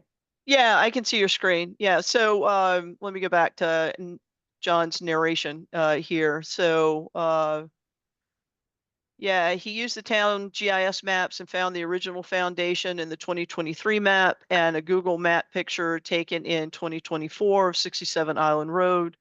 And as you can see from the 2024 picture, the deck, patio below the deck and wall are all now significantly closer to the lake than the original foundation was. And he said he found a couple of more aerial photos taken in 2023 and 2024 that showed the progress of expansion. One shows the deck frame on the old foundation, and the other shows the finished deck and stairs. In his opinion, as John says, in my personal opinion, there's been significant encroachment to the lake during the development. I do not know what materials were used or if there is acceptable water penetration allowed in the area. And his main concern is that this addition may not be fully permeable and could cause excessive runoff into the lake that may not be absorbed by the 30-foot buffer zone. And he's asking the Conservation Commission to confirm the distance from the lake's high water mark to the deck and patio and take any action required to ensure excess runoff does not end up in the lake. Okay, that's John's letter. So Sophia, you should be able to take John's letter and just reference it and append it directly into the meeting minutes whenever you get around to doing those.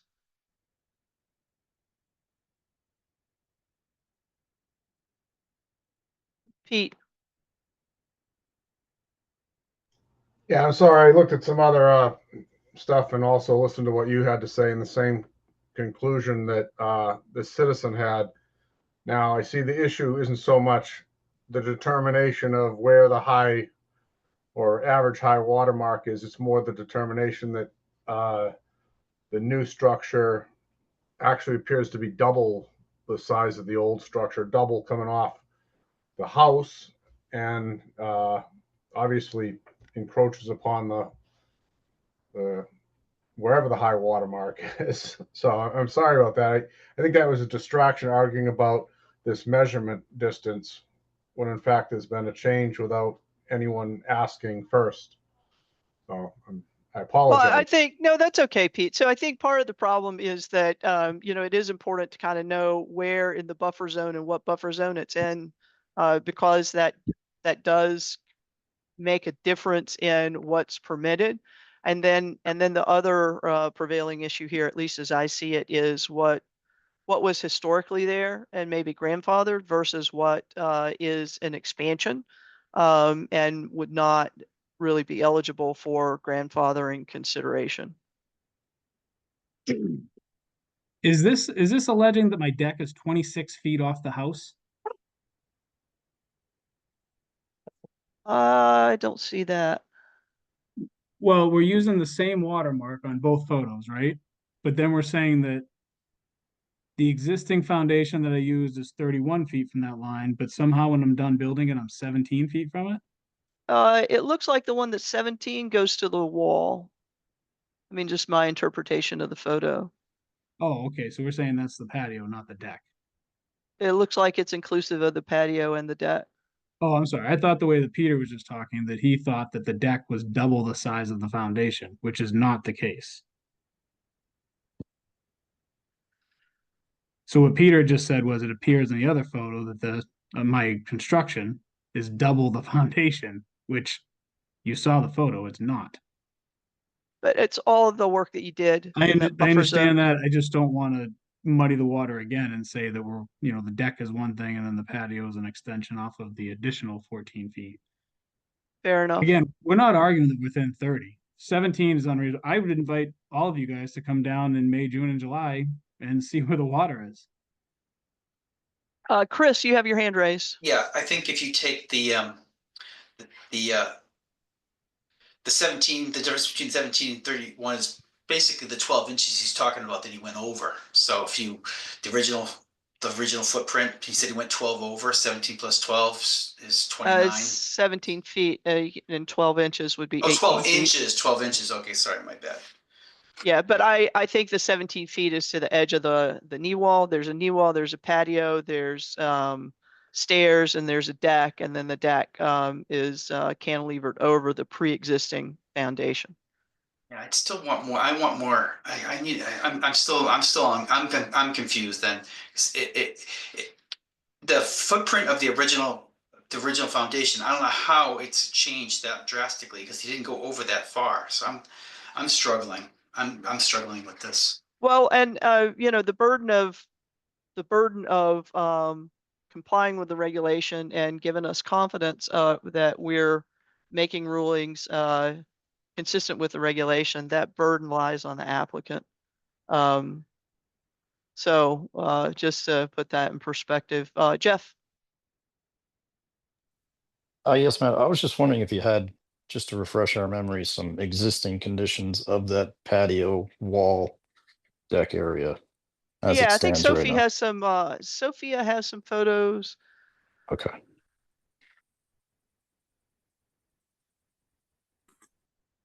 Do you want me to share what's on OpenGov? Yeah, why don't you go find those? I have one as well that I have up that I can share.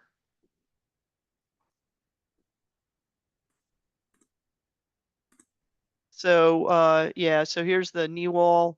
Here's the beach. Here's the you know, they're under the snow, you can kind of see think- peeking out. There's a patio here. I think somebody else's screen is. I had my Oh, were you already sharing? Okay. up. Actually, Madam Chair, could you show us that picture of the completed project? That picture I could not find in OpenGov. Sophie, why don't you stop sharing and I'll go back to sharing.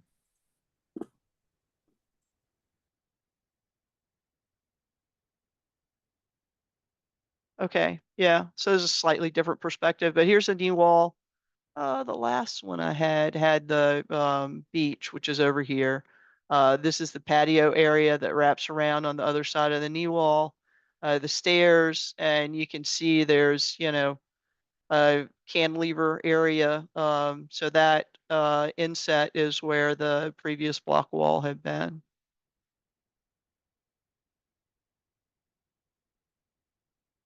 Let's see. Let me share the other one. Share. And this one gives you kind of that perspective with the beach line as well.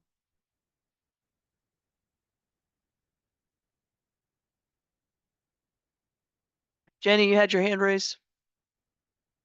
So I just wanted to add, so where that kind of like slatted wall, not wall In area is, here, yeah, underpinning area. yeah, the previous foundation for the greenhouse is even a foot behind that. I would say around a foot behind that. So this No, is that- actually really, That is actually glued to the foundation. That is construction adhesive. Those trim boards are glued to the foundation itself. So it's an inch and a quarter off the existing foundation. I When I have a looked back- photo of that. Here we okay. go. Yeah. Yep. Do you see how it's glued? I painted it black so you couldn't see it, and I construction adhesive the pieces to it. Yeah, it looks like there may be actually, Oh, sorry. know. There's a strapping.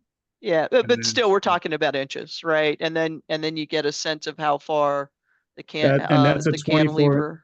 24-inch cantilever to the Yep. farthest point out. Yep. And then the stairs are a 41-inch projection from that. Yeah. Okay. Sophie, you had photos to share.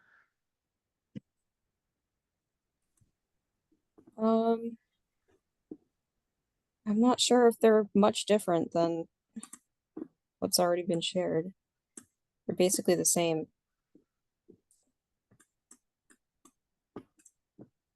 Okay. So Jeff, that gave you the perspective you were looking for?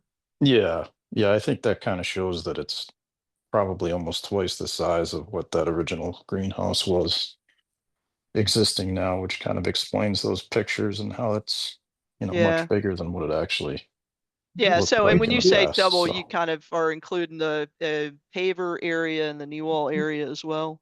Exactly. I think that knee wall is probably almost twice the distance out from where the original Mm-hmm. greenhouse was. That's Yeah. where my confusion was too. Right, but what we're saying is Wall I that thought was part of the deck. the Yeah. knee wall and the patio and the deck were two different projects that were done over the course of 2 years.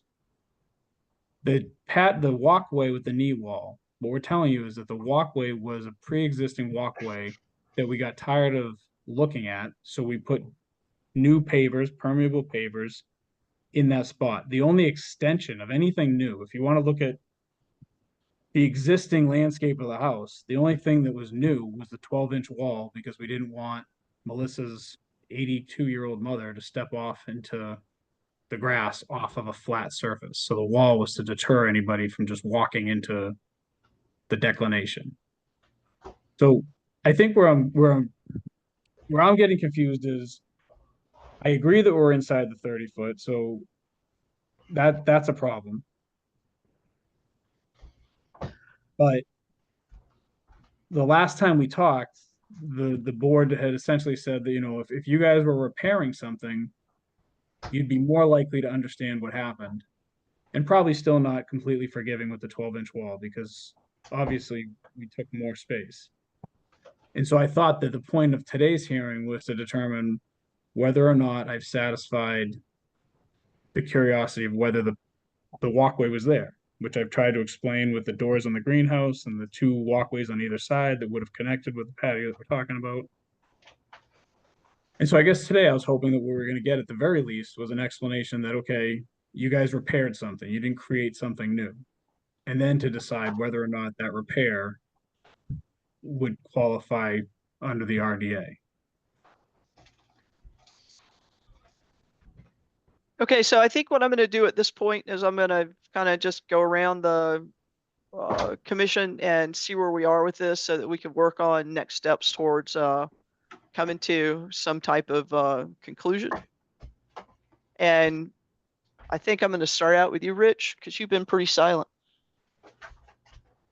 Yeah, just trying to take it all in. Unfortunately, I am not convinced that the level of the new walkway, and stairs out from the initial foundation of the greenhouse is not an increase in any disturbed area that may have been there prior. Unfortunately, the photos are just horribly vague. There's no showing of a walkway. There's no real showing of constant use that would allow for a grandfathering for any encroachment outside of the footprint of the greenhouse. I know there's been talk about the deck itself. I don't think that cantilevering the deck off of the foundation and overhanging would be part of in further encroachment. But I do have a problem with the wall and the walkway on top of the wall and the stairs. Even if there was something there, I don't think it would have risen to the level of what is now there at this point. And I've been trying to rack my brain as far as, you know, going through and taking it all out. Is that gonna make the situation better? Could we perhaps trade off some space, eliminate some beach area and revegetate so that we're getting some permeable areas with vegetation back in the 30-foot no disturb zone? Try to do something like that, and perhaps eliminate the walkway on top of the wall and the stairs, and just have access to the deck off of the left side and the right side, not off the front, which then you wouldn't need the walkway because you wouldn't have the traffic going across the front of the deck.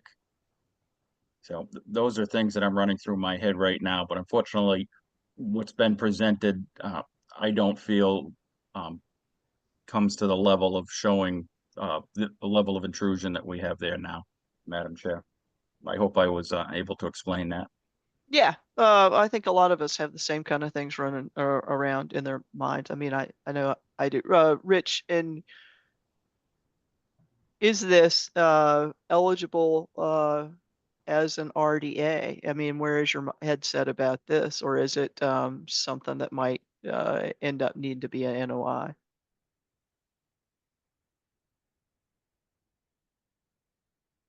As it's before us now for an RDA, I guess I would just leave it at that and try to figure out what level of encroachment we are going to allow and what level would have been grandfathered.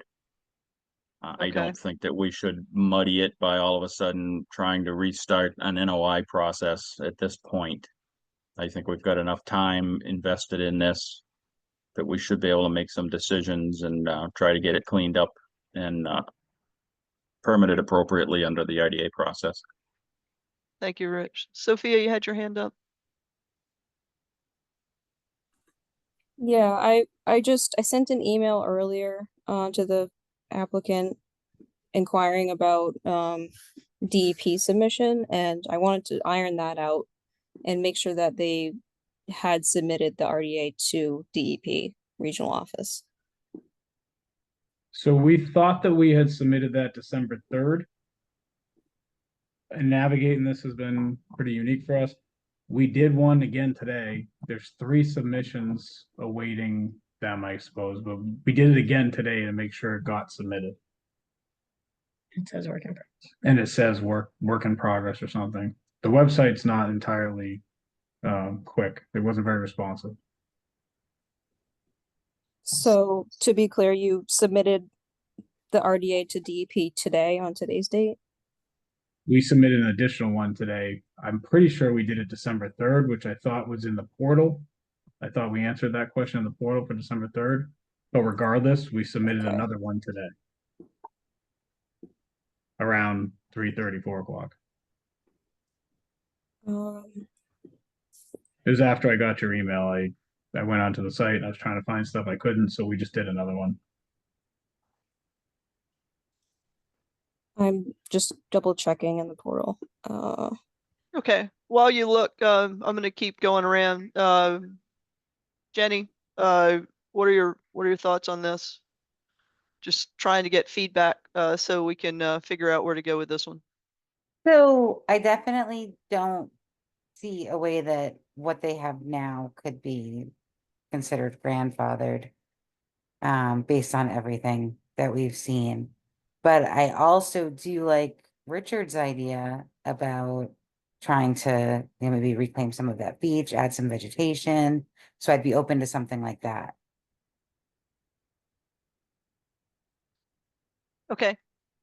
And what about the wall and the patio and the deck, So when, yeah, so I mean, I guess when I'm considering the structure, I'm considering that the entire structure. Okay.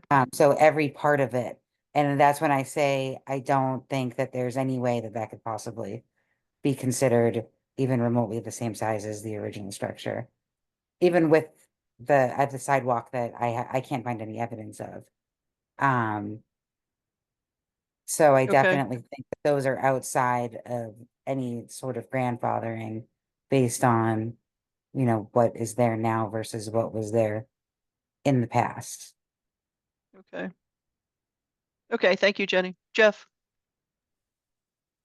Yeah, again, these are always difficult when projects are completed, and the necessary steps haven't been taken, but yeah, I just don't see much evidence of a walkway. I think what Richard said, if you just get rid of that upper area, the encroachment of the deck is fine to me, but I mean, in my opinion, if this was proposed as a plan, I really don't see it being approved. And I think, we just can't, just suddenly approve it just because it was built.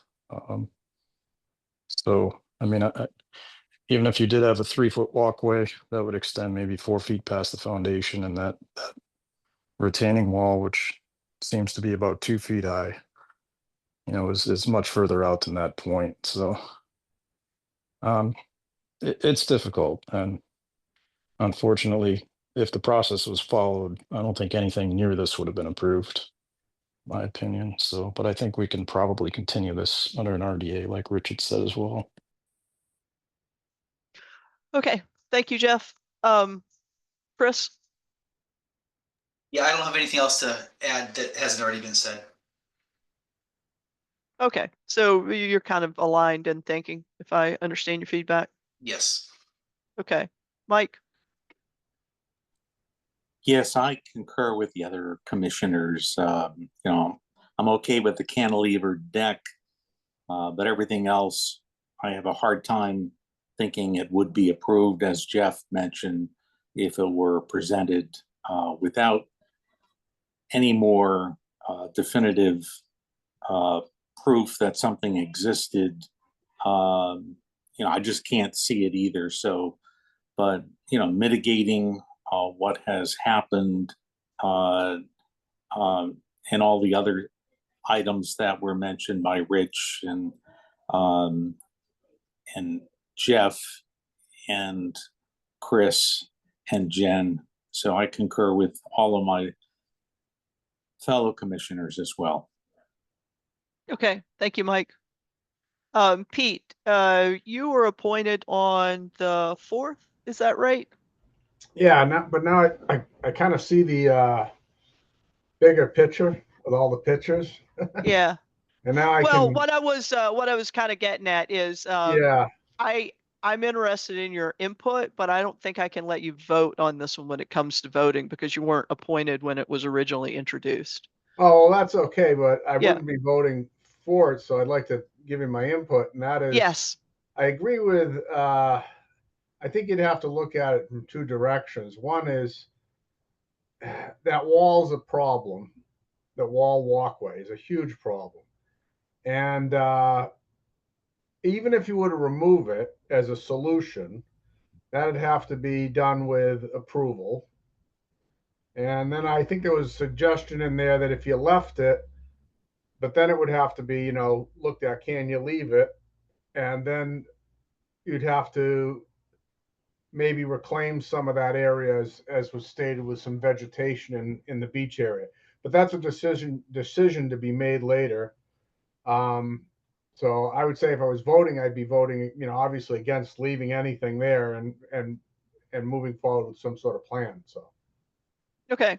Thank you So for that. now that I see the picture anyway, I'm not, I think somebody's already made a comment about the deck being, if you'd done the deck with a 24-inch extension, that'd be kind of questionable, but still probably okay. But that wall is that's really a big sore point. So.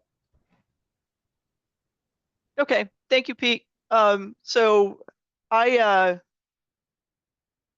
do see the work that's been done as an encroachment and not speaking as chair, but just as one commissioner, right? I see totality of the project as being an encroachment.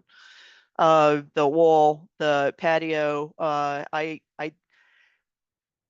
didn't see in the historical photos clear evidence of a walkway in the on the lakeside of the and I understand all the discoloration and all that. There's if we were just neighbors talking, would be no no consternation about it, but this is a regulatory body, right? And there is no clear evidence that I saw in the photos that there was a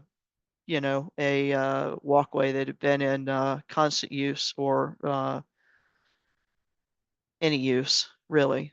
So I clearly there was a greenhouse there. Clearly there was a block wall there, right? And that being grandfathered, the structure built on that, right? Within that block wall, absolutely, I have no issue with. I have a little bit of an issue with the cantilever expanding the footprint. The stairs on the wetland side, I feel like are definitely an encroachment. And then the patio and the wall over there, I do feel like are an encroachment.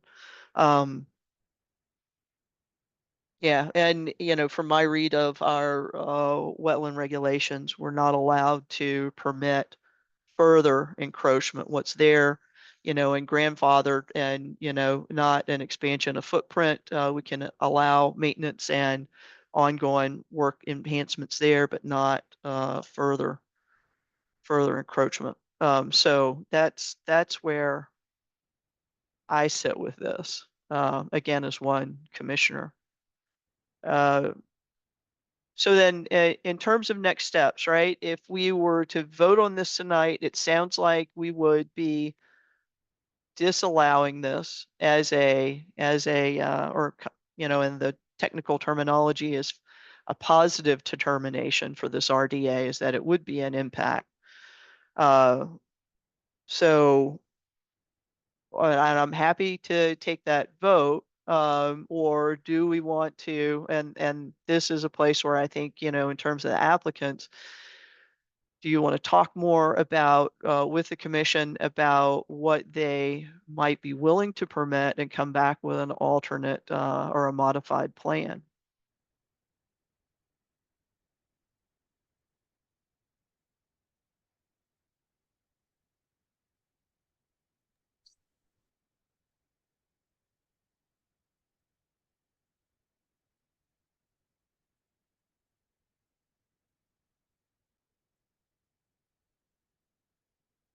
It's a lot to take in, so I understand they're probably on mute to kind of figure out.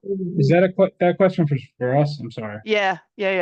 So you've heard from all the commissioners, right? And So, right. everybody No, I had hear an ya. issue with the expanded footprint. Nope, I understand and I can appreciate everybody's position. I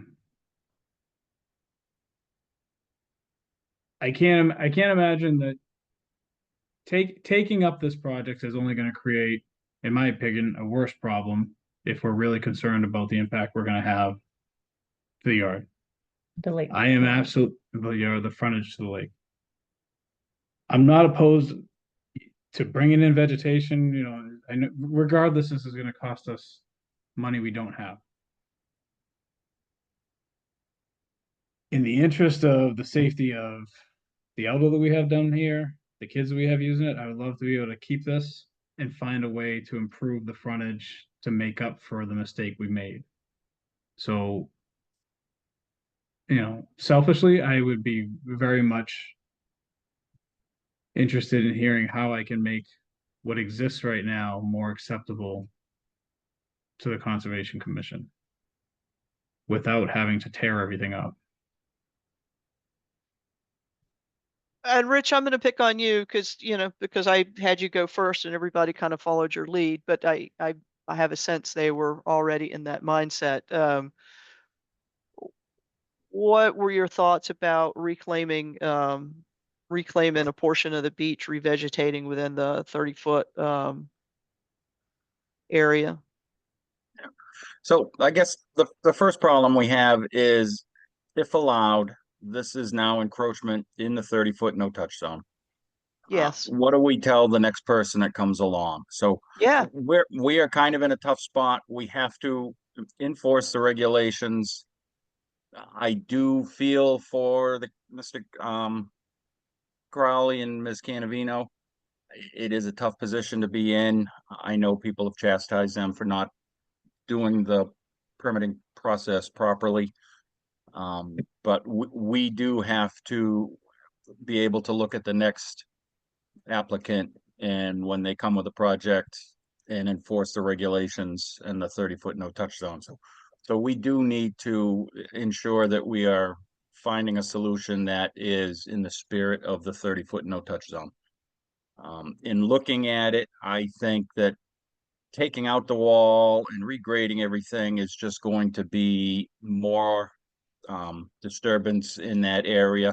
So my personal recommendation as just one member would be to allow them to leave the wall as they've put it, remove the walkway and the stairs on top of the wall, and whatever the square footage of the wall is, I would recommend that we perhaps vegetate double that square footage of beach area. And I'm not sure, it looks like the beach basically goes from one end of the property to the other.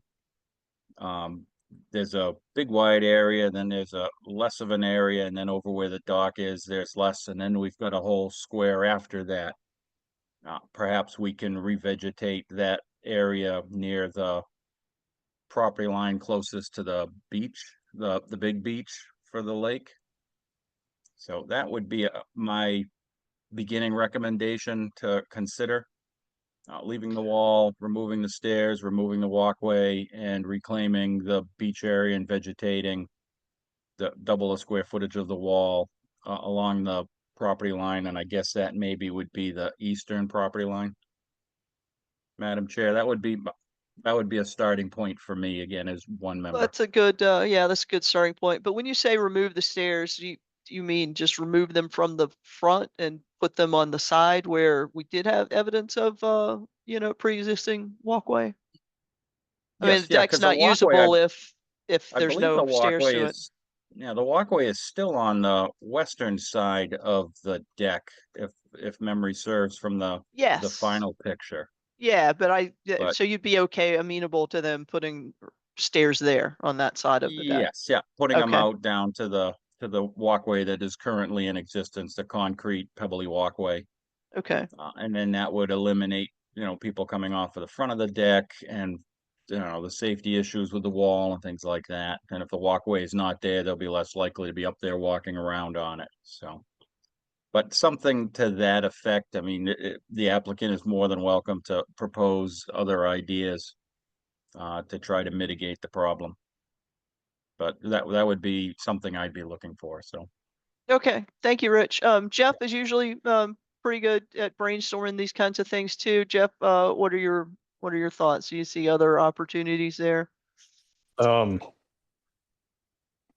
it's I personally would just like to see the wall go, but um again, it's tough when things are done and the permitting hasn't been done properly, and you know, it's difficult, but Well, the challenge I see, I then mean, just to put it out there, is that if you permit something, you would, after the fact, you would not normally permit with yeah, somebody you're going through the right process. You're encouraging people exactly to, just you do it. know, do the wrong thing and ask for Yeah. permission later. I mean, Yeah, so and that's, you know, I also feel very, a lot of compassion for the applicants here, because that's a hell of a place to be in and not out of ill intent. But for as a regulatory body, we also have to think about the next people and what is the what what are we coaching our residents to do by our actions. Yeah, yeah, so anyways, Jeff, back to you. yeah. So I would, you know, it wouldn't take much to put a silt fence up and, you know, some kind of erosion control and just regrade that area to pre-existing grade, and then just use that walkway that they had originally. I mean, that would be my opinion on the whole project, but I am only one vote. Okay, thank you. And Jenny, what's your mindset in those two kind of proposals there that Rich and Jeff were kind of kicking around? Are you? So, this is a tough one, but I think I'm more inclined to go with what Rich is proposing, just because I think that I know it's really tough to let somebody, you know, do something after the fact, and something that we would definitely not have permitted in the past, but also we could vegetate. I'm really having a tough time with this one. I was thinking if we can reclaim some of that beach and have some more vegetation near the water, that's also a really good, you know, thing for the lake. So I'm struggling with this one. I think I'm more inclined to skew toward what Richard is proposing, though.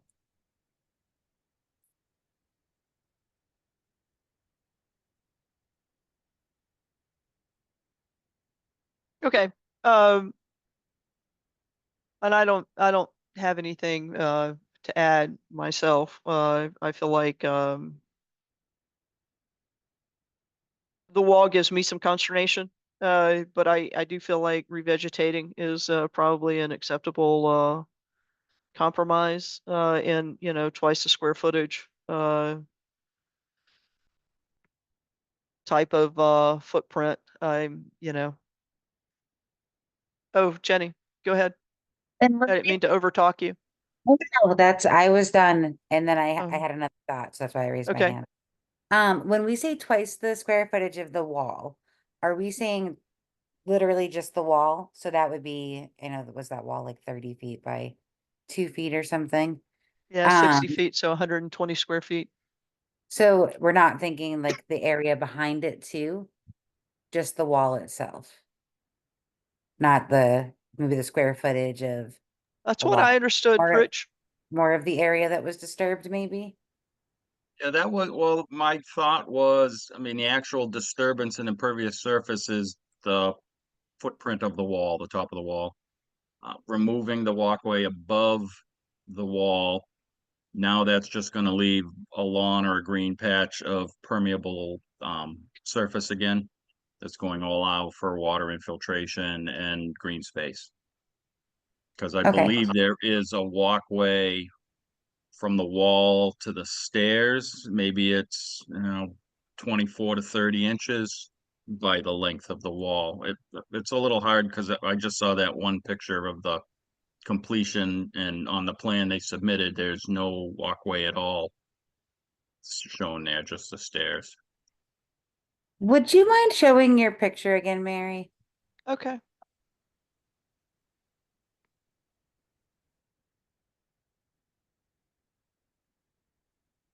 I think Sophie's photos that she has in OpenGov show more of the walkway here. I don't actually have ones that show the walkway on this side so much. Okay. Sophie, do you want to call one of those up? I'm assuming that's what you were getting at, Jenny or Rich. Was this what I is was this thinking walkway? more the area directly behind the wall, in between the wall and the stairs, which was, I can't remember exactly what was there. But I was thinking maybe including that in the square footage of the replacement. Oh, so from here to here, that patio Yeah. area, Yep. it's kind of like this. Right. Yeah.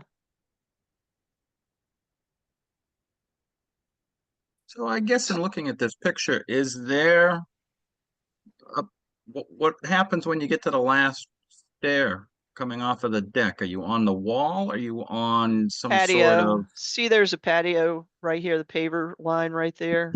Yep. That's Sophia, And how? That's you a have walkway that goes across the front. Okay, and how wide is that? I'd have to pull it up, but I think it's 28 inches, possibly 30.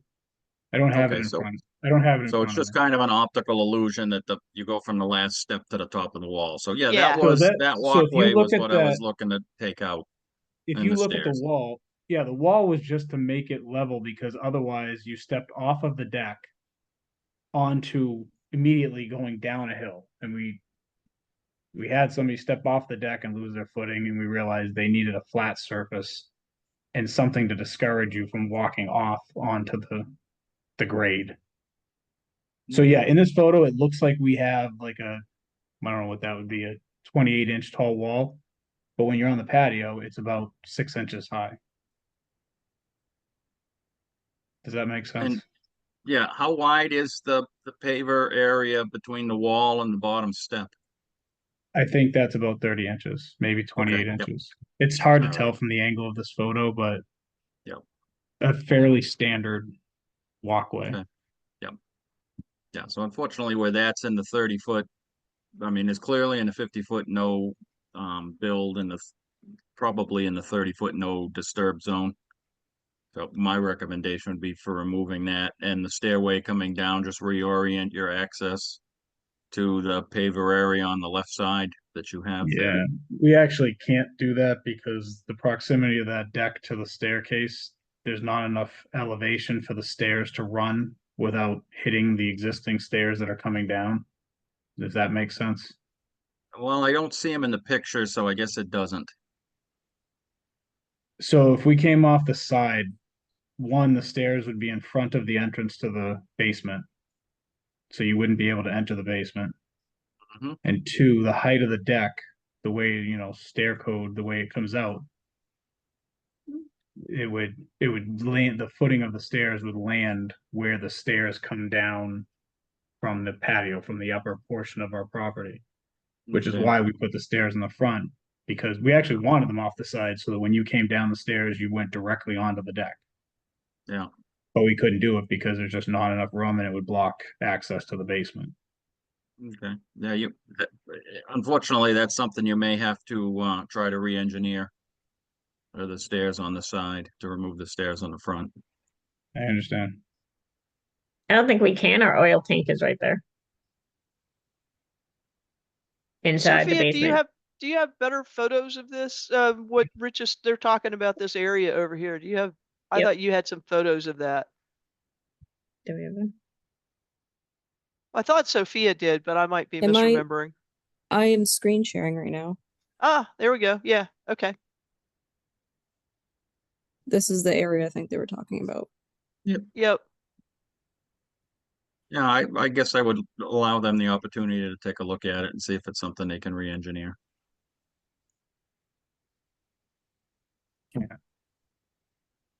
Yeah. Right, Richard, I don't think we can because our oil tank is literally, so when you walk down, if you're at the top, right here, you walk down, those are 3 stairs, you take a left, our oil tank is literally right here. Okay. Again, you have to remember this house was built, I think, in like 1953. This is Yep. my grandparents' house, like it's, we really Oh, did the yeah, best no, we can. I remember snowmobiling over there with your Yeah, on an parents existing years and structure, years and so- years and years ago, so. That's what I wanted to. I wanted to like just walk down and go right to the deck, right? That would be way easier than have to walk Mhm. around. My mom, and that's why we did this, right? It just wasn't, so we just literally built right on top. This is what my dad had. Yep. It was a step down and then into the greenhouse right here. So we just literally built on top of it and came around and put the stairs over here. We can't, yeah, I Mhm. just don't think you can do that. Like it, I don't know. We really tried our best. I'm sorry. Yep. Yeah, well, I mean, I don't want to have any, it's not fair to try to just make a decision on the fly. I mean, unfortunately, we do have to come up with some remediation of what we have here in front of us, so. Let you take a quick look and see if it's something perhaps you can build back into the deck a couple stairs or take a look at it on site and see, brainstorm. Jenny, Something we can, So Rich actually just said it, but I was thinking where that bench is with the green pillows on it, they could recess the stairs back in a little bit, and then they'd lose some of the patio, but they'd be able to have stairs there, and they wouldn't be blocking anything. Or they could do Yeah. it further back too. yeah, that's also an opportunity. Okay. So I think do any other commissioners have ideas that they want to throw out there, or the other commissioners, and talking to the commissioners that have, oh, that's a good perspective as well. That photo, have anything that they want to add? Yeah, again, so that was all existing. I just want to make that clear. If you can go back to that photo, that was literally all existing. That walkway out here, that's what was there. And we just built on top of it. And the wall literally just came up. So the dredging and everything that we just built on top of what was there. The knee wall is new. But again, my mom is 81, so I didn't want her to fall off because it's so uneven out to the water. But this was all here. This was all existing. My dad built all this with bricks. So we just, again, put permeable pavers and repaired it because the chipmunks and the squirrels and everything just destroyed it, and it hadn't been taken care of over the last 20 years. Mike. Yes, Madam Chair. I see the visual issues here involved in, either indenting a stairway into the deck on this particular side, but is there any access where the 2 panels are in the back to put the stairway there? On the side, yes, right where you have your cursor. Not without Not if we take up all of the walkway to get around to it, because the whole reason was so that nobody was walking on uneven terrain or getting hurt. So I could put the stairs off that, and there's enough sideage to do that, but the So you have- access. Go ahead, I'm sorry. You have no access from the house to the deck. The access is only from the outside. Correct. Okay, I understand now. Okay, well, that might not be an option. No, it really, I understand what you're saying, but I don't think it's, Okay, especially if we're being asked to take up that walkway and the wall, right, there would be no point in having stairs on the other side. okay. Jenny, So I guess when you're saying, can we go back to the other perspective where we were looking kind of from behind?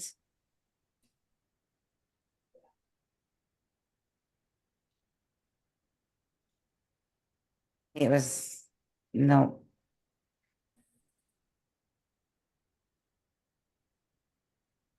That one. So now you're saying that this is, I'm Melissa. This walkway right here, that is right behind the wall. So you're saying that walkway was the previous walkway that was there Yes. before. But wouldn't it, if you had to fill that in, wouldn't it have been very, very sloped? If it was there, No. because No, that was, we put pavers on top of the existing concrete that you kind of saw in some of the previous photos you guys had shown us from the overhead.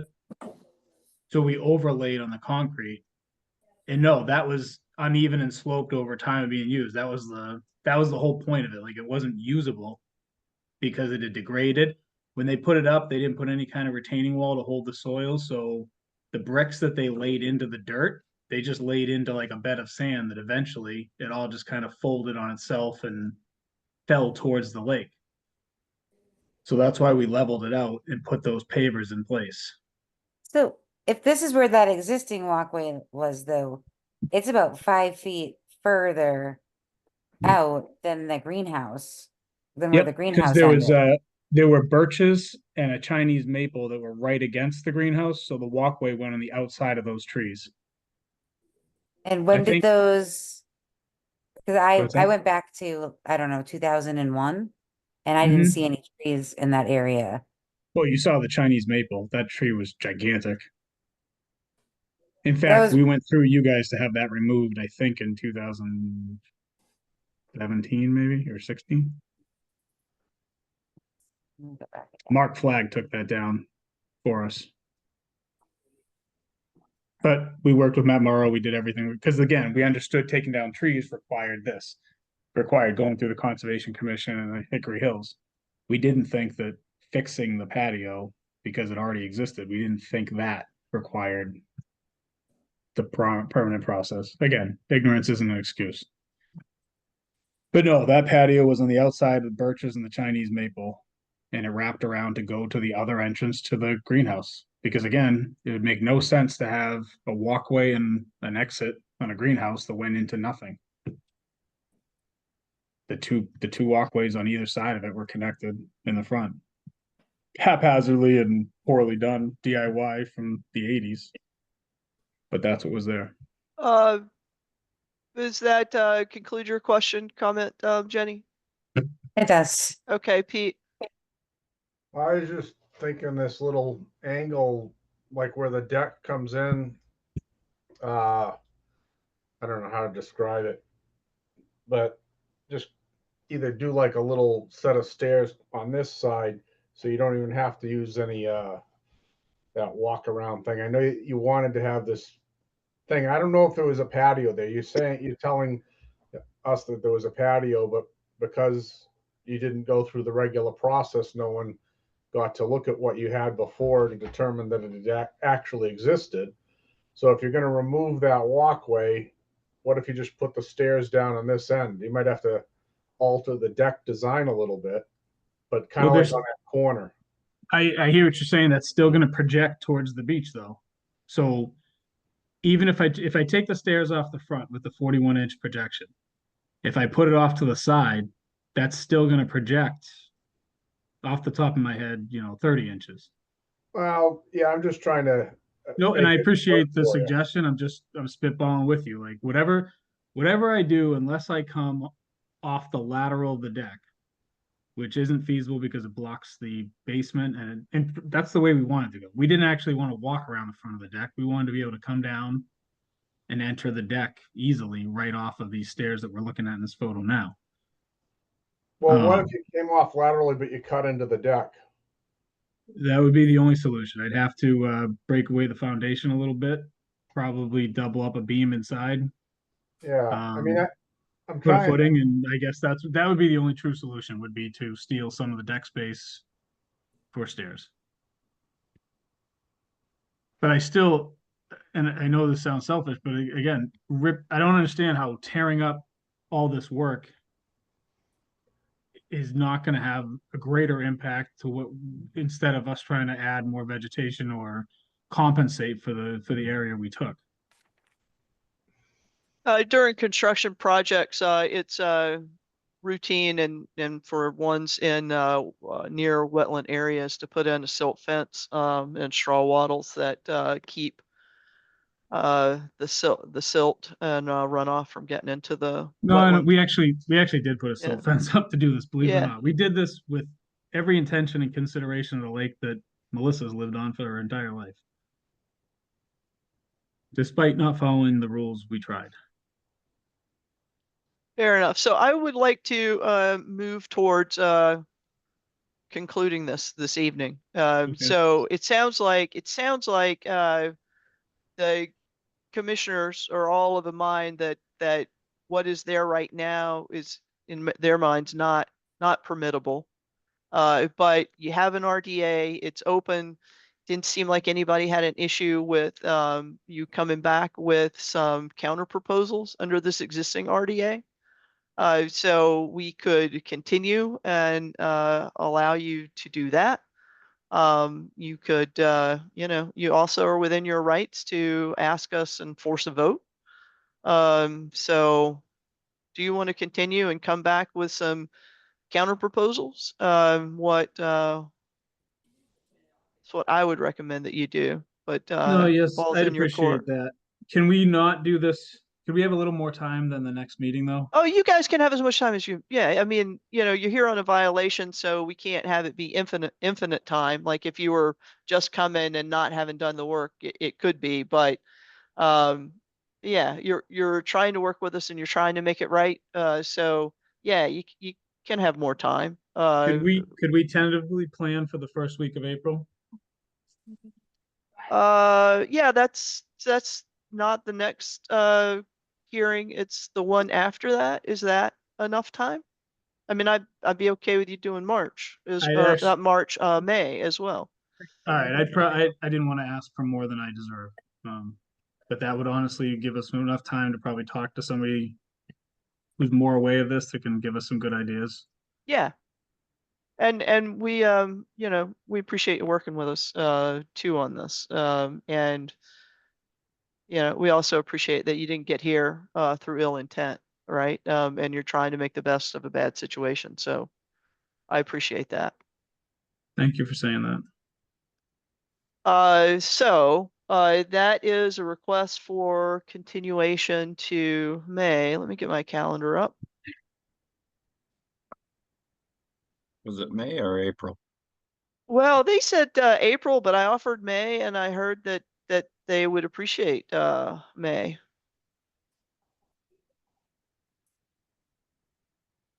I think May is much more reasonable for what we're going to try to do. And I think they've got to figure out, I think they've got some figuring to do, right? So I think it's not straightforward, so they could use the extra time. Our first meeting in May is the 7th.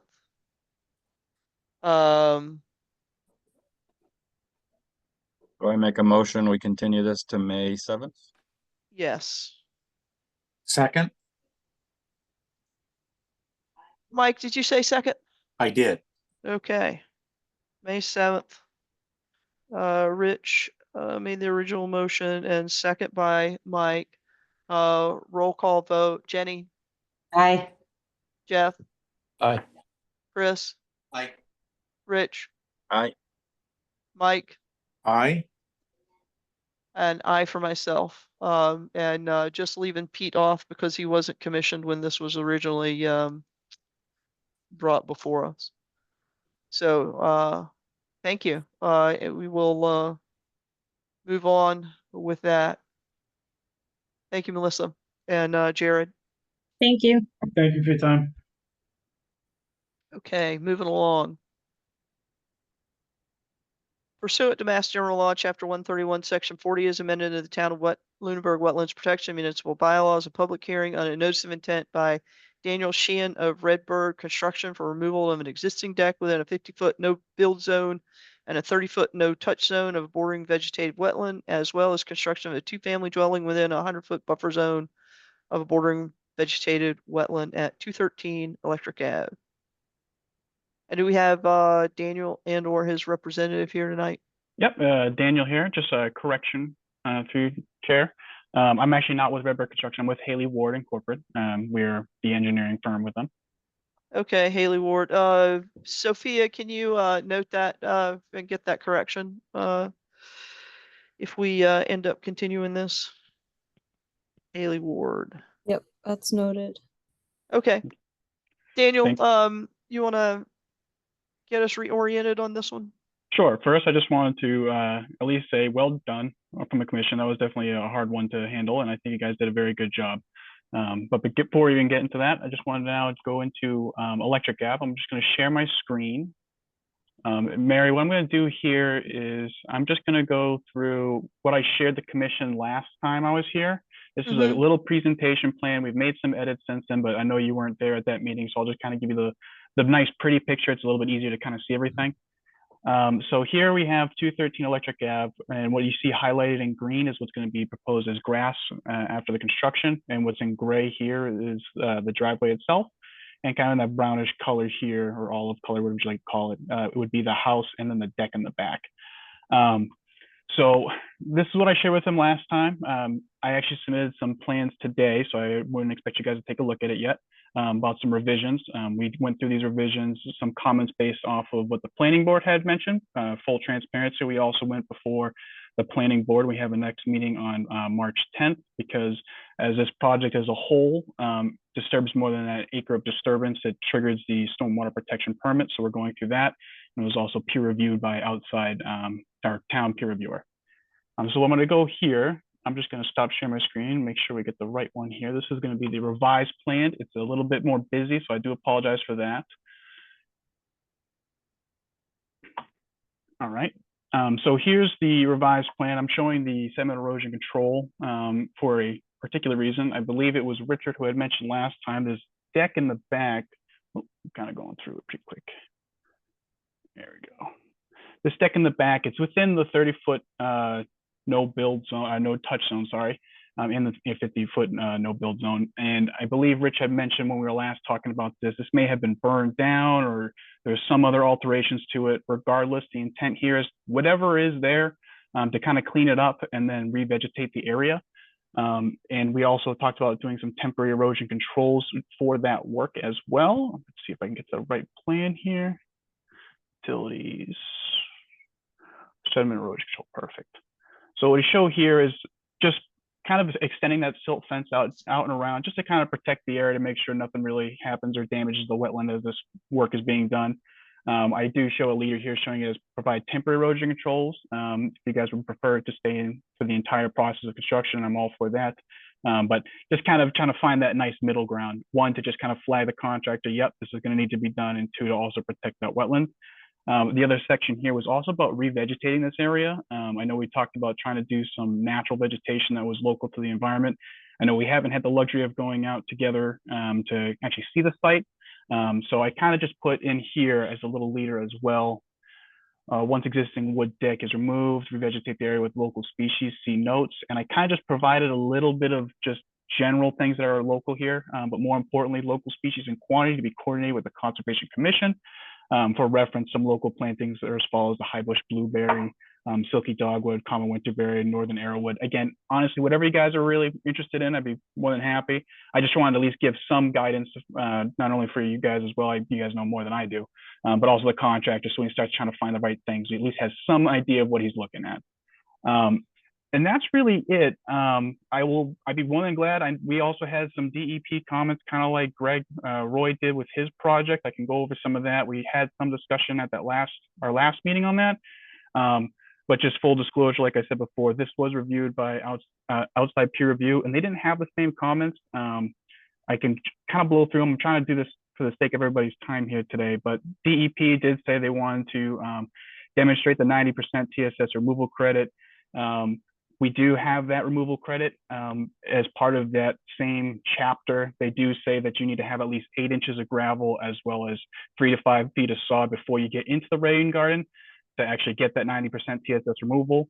And what we're actually proposing here on 213 is a stone diaphragm. And there's about, I think it's 5 feet on this property.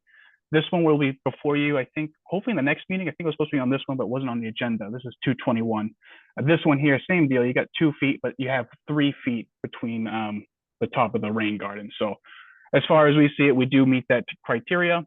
The last thing here was really about recharge volumes and water quality volumes. This was more of a show your work kind of situation. Pretty much what they had said, we just kind of showed some calculations, didn't really show all the extra inner workings, just to, again, just full transparency. This is what I submitted to you guys as part of the package. I'm going to share this screen here. If I'm going too fast, please guys tell me to slow down. I just know it's been a long night, so I'm just trying to make sure we get through everything. And full disclosure, I don't expect this to be closed today. I would expect a continuance until we actually have a site visit. I think that's kind of very critical for this project. But you can kind of see here, we're going through the calculations, volume of spillway, going through all the rigmarole. I'll go through one as just kind of a quick, showing of the work. So we show here lot 1, volume below the spillway. The volume actually is given from HydroCAD. We get these stage storage tables, and the spillway elevation here in the red box is at 599.6, when the storage here is at 422, again, which coordinates with what we showed here as the total volume. Where we get this square footage from, we'll just refer to my notes here real quick to kind of get right to it. Go to page 44. Again, this is just more HydroCAD engineering nonsense. By all means, if you guys are understanding this, I'll kind of blow through it. If you have more questions afterwards, I'd be more than happy to answer them. We have the subcatchment here for S, which goes to lot 1 rain garden that we were just looking at. And page 50. As part of new impervious for this would be the roof runoff itself, as well as the paved parking and the deck. When you add all that up, you end up with 4,974. I'll just go back to that last page, which does coordinate with the impervious area here shown for this specific lot, 4,972 square feet. So honestly, I think this was just a slight oversight on whoever had looked at the stormwater calculations from DEP. But by all means, I just want to at least be full disclosure, let you guys see all the evidence as it stands, and that's how we feel about it. And I'll turn it back over to you guys. If you guys have any questions or concerns, I'll bring back up the map here, just so if you have more questions on that, we can kind of show that a bit better. Yeah, show me where the limit of work's going to be again. Yep, no problem. Was kind of toggling between what I was looking at on my screen and what you were showing on your screen. Yep, no problem. So limit of work for this project here is actually going to be following this silt fence, kind of coming all along the side here. I'm not seeing it. Oh, sorry. Sure. So the silt fence coming right along the side here is going to be the limit of work. Okay. The true disturbance, if you will be kind of just removing this deck here. I think it's about 2 or 3 feet off of that for the silt fence. We try to keep it nice and tight. Does the note actually say limit of work anywhere? Great question. No, we just call it out as silt fence with straw wattles. Could you just add an annotation to that? That Absolutely. call out would be fine. That's the limit of work as well. Yeah, absolutely. Just don't like to have any ambiguity that causes consternation later. And where's the septic field going to be? Septic field. We're not actually going to do any septic for this. We actually have sewer. Sewer. Here. Okay. Yep. It's going to go straight into electric after there's some sewer in the street, and we're just going to tie in. Okay. Okay. All right, I get it. The plan was uploaded to a second site septic plan call out in OpenGo, so that's what was confusing me. Yep, Okay. understandable. Yep. All right. Any other questions? I would like to see, you know, with I'm anticipating that you know, we won't close it out tonight, but I would actually like to see a schedule of the plantings that are gonna go in where that wood deck was. And I think the selections that you have are fine, but I would like to see a schedule, and I would like to see kind of like where, Sure, absolutely. doesn't have to, I don't think we're gonna have Sophia out there measuring and saying, oh, that's a foot off or anything like that. But just like the density, the number of the species, I would like to see that kind of granularity. Absolutely. Would you like to see like a variety of species? Yeah, that would be Okay. good. And thanks for all of that detail to catch me up. I did review the meeting, but it was some time ago, so that was helpful. Great. Do we have questions or comments from other members of the commission?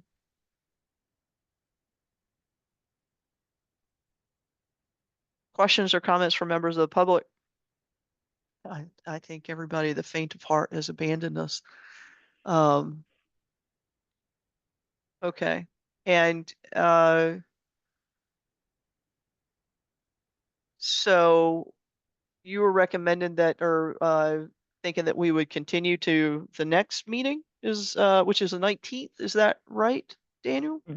Yes, that would be ideal. I know we are kind of fighting the snow cover out there more so than anything, because I think what's really kind of holding us up at this point is just a site visit. Yeah. But I think we could at least continue it to the 19th, and then if, again, by the time we get there, if we still don't have a site visit, I'd be fine with just kind of, I guess, continuing it. Just full disclosure, I know the client's more interested in the first 3 lots. They have sold this. So these are outside your jurisdiction, but nevertheless, still going through the planning board process. So that one's more of the hot ticket, if you will. Yeah. And was any other commissioner looking for anything else? I know I added kind of just the schedule of plantings and approximate locations, and then the call out note on the limit of work with the silt fence. Nobody else had anything to add, which is good. I always try to do as complete an ask as we can, given the facts as we understand them, so that if you come back, right, and there are no new facts that come up, you're done. Absolutely. Yeah.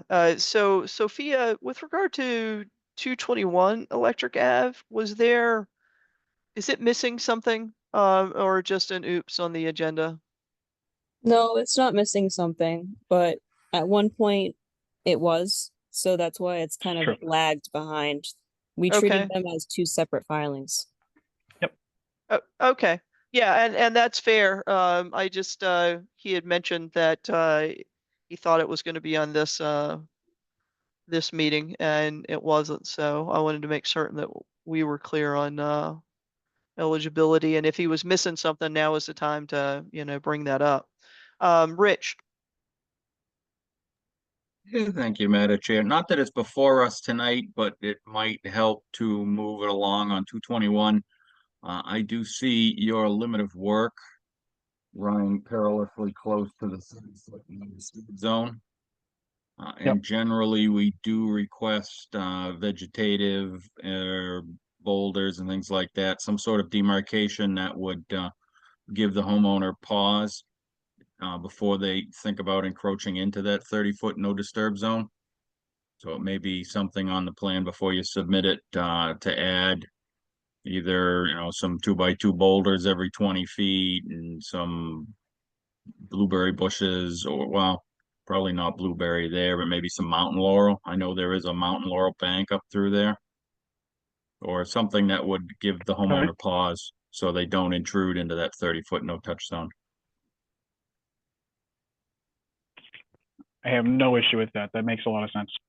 Yeah, and then you've got it on the plan before you come before us instead of having to wait. Yep, absolutely. Thank you Very very much, good. Madam Chair. Thank you, Rich. Okay, so I think I'm looking for a motion to continue to 3/19. So moved. Thank you, Rich. Second. Gosh, Mike, I think you got that one too. All right. Roll call vote. Jenny, Aye. Rich, Aye. Chris, Aye. Jeff, Aye. Mike, Aye.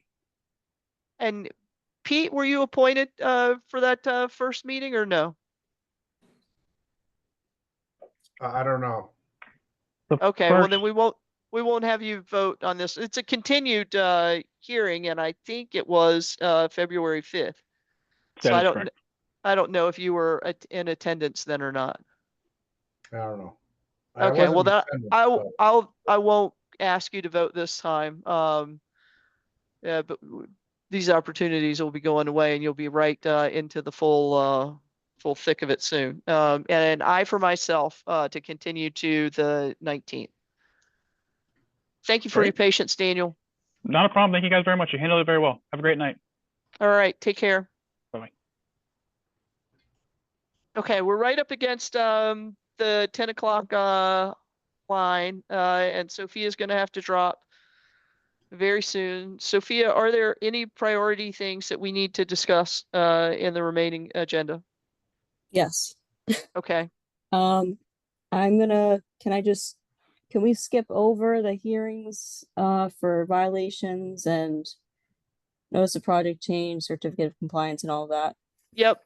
Okay, new business. So I spoke to DEP and recently, and they had offered to do a training for the commission on various topics that might be helpful. And I was talking to them and trying to determine timing. I know everybody on the commission is very busy, but I think discussing now would be beneficial instead of going through emails and whatnot. So she approximated a training to be possibly an hour and a half to 2 hours. So I guess one option that I wanted to bring to the commission was having a training start earlier before a regularly scheduled meeting. So I don't know, possibly around 4 or something in the afternoon. And then I guess we could go from there if you have any other suggestions. I wouldn't be able to guarantee availability at 4 during the middle of the work week. And Wednesdays are particularly difficult for me to a lot of times I'm eating dinner and then while I'm trying to log in. But more reliably though, available at 6 on Wednesdays. Rich? I'm not sure when Sophie was looking to do the training, but we do have a 5th Monday in April. 5th Monday or 5th Wednesday? I'm sorry, 5th Wednesday. Yeah, I was just looking at that, the 30th, right? Mm-hmm. That might be an option, doing it on a 5th, like April 30th, where we would not have a meeting, and we would do the training instead of the meeting. By the way, I think training is an awesome thing, right? And DEP being willing to do it, I think is an awesome thing. So it's just about availability. Sorry, Rich, didn't mean to overtalk you. Well, I was just going to say that I would be available on the 30th to attend that.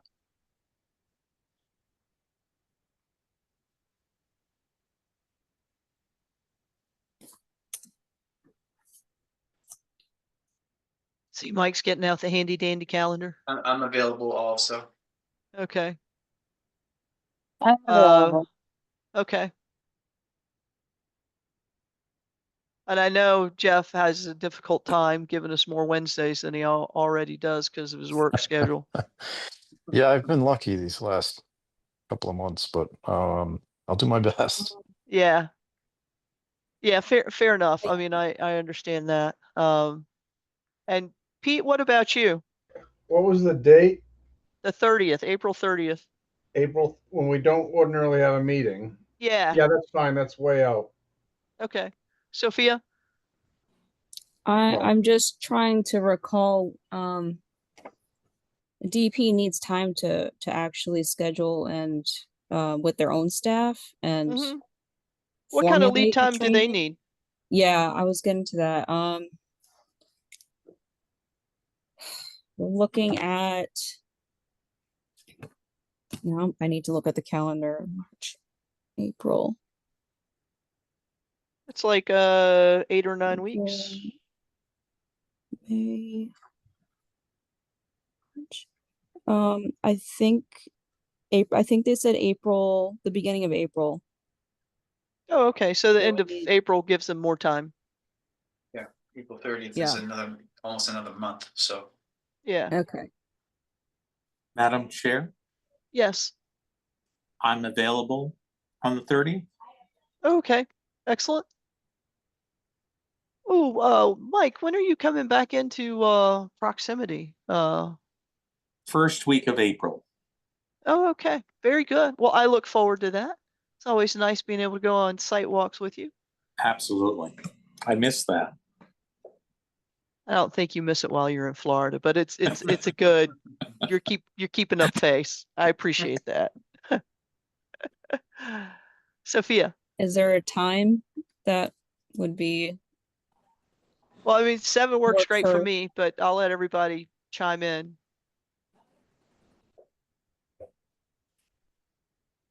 7's fine for me. Me too. Also for me. Yep, normal meeting time. Yeah. And then what about topics? Are they like recommending topics, or they want us to tell us or tell them like what the, I mean, I would kind of think that if they're offering this, that maybe they have some leverageable, stuff that they already have. Or is it really up to us? Well, we were discussing and going back and forth, and I think between DEP and myself, we've come up with some ideas. Mm-hmm. Timeframes, open meeting law, riverfront resource areas, bank, and yeah, and then on top of that, those specific parts, I think we were discussing just general sections of, I guess you could say, the law. Mm-hmm. It's kind of both of specifics and overview combination. Do we have tools to do a poll in our Microsoft instance? For what purpose? Well, I mean, you just rattled out a whole bunch of topics, right? I mean, it'd be easiest to do a poll and have everybody vote for like, everybody gets 3 votes, right? And see which topic or 2 topics get the most votes. I just don't know if we have that functionality to throw it out there. The Jenny only may know poll- more than anybody. The only poll I'm aware of is a scheduling poll. I'm not sure. Jenny, you know of any handy dandy tools? Sorry, it wasn't letting me unmute. My mouse went a little crazy. So yeah, I mean, there's actually a regular polling option, I believe, in Microsoft Outlook now. Mhm. I heard we could also do a Google form or a Microsoft form, or there's all kinds of options that we would have depending on, how many options we're going to have, what would be easier. But we could definitely do something. I think the easiest one that Jenny mentioned was the, since we're all on Microsoft Outlook for our Lunenburg emails, we could actually just send out an email and we can respond to the poll that way. Okay. Jenny, can you help Sophie set one of those up? Yep. Great. Unless somebody Uh, has a different idea of how to do it. And I don't see any counter proposals out there, so yeah, I think that'd be great if you could help Sophia set that up. That way we just, Okay, send out next the poll topic, and, yep.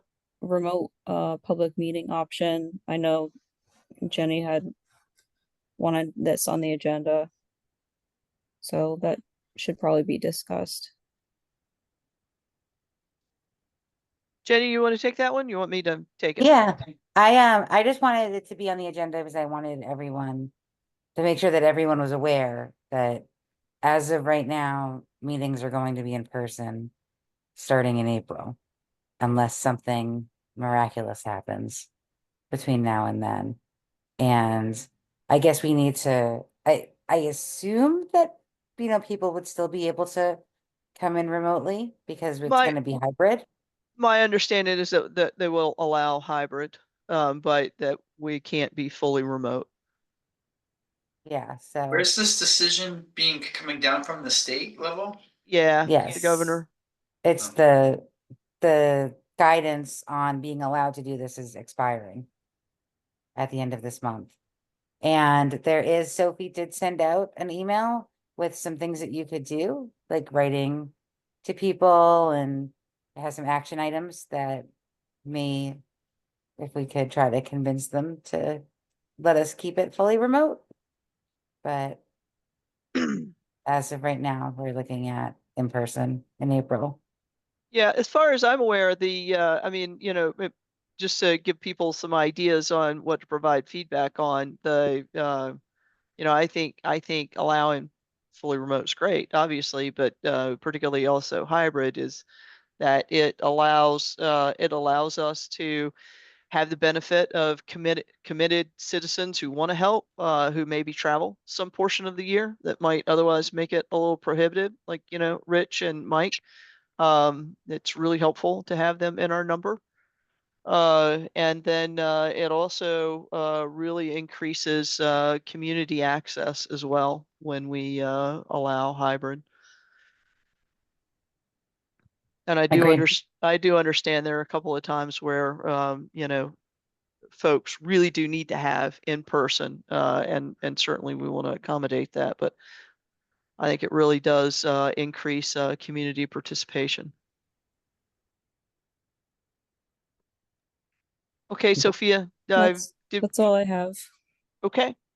Yeah, I don't have any other priorities in the topics below. Any other commissioner want to advocate for a priority topic? Rich? So, I was just gonna bring up the remote meeting as one that pioneered that. It is in the Board of Selectmen handbook, how the town handles remote participation. I believe the biggest hurdle is that those that remotely participate are not included in the quorum count. So moving forward, we will always have to have a meeting. We will have to have a minimum of 4 bodies in the meeting room. Wow. Oh, ouch. Wow. And I believe it's only with a commission of 7, only 2 can remotely participate. I'd have to review that, but the Wow. big sticking point is we will have to have 4 bodies to have a meeting. And what is the date, Jenny, that the order expires? The end of this month. So it'll be our first meeting in April then? Yeah. April 2nd. Okay. All righty, but yeah, that I'm 100% sure of, that remotely participating members do not count a quorum.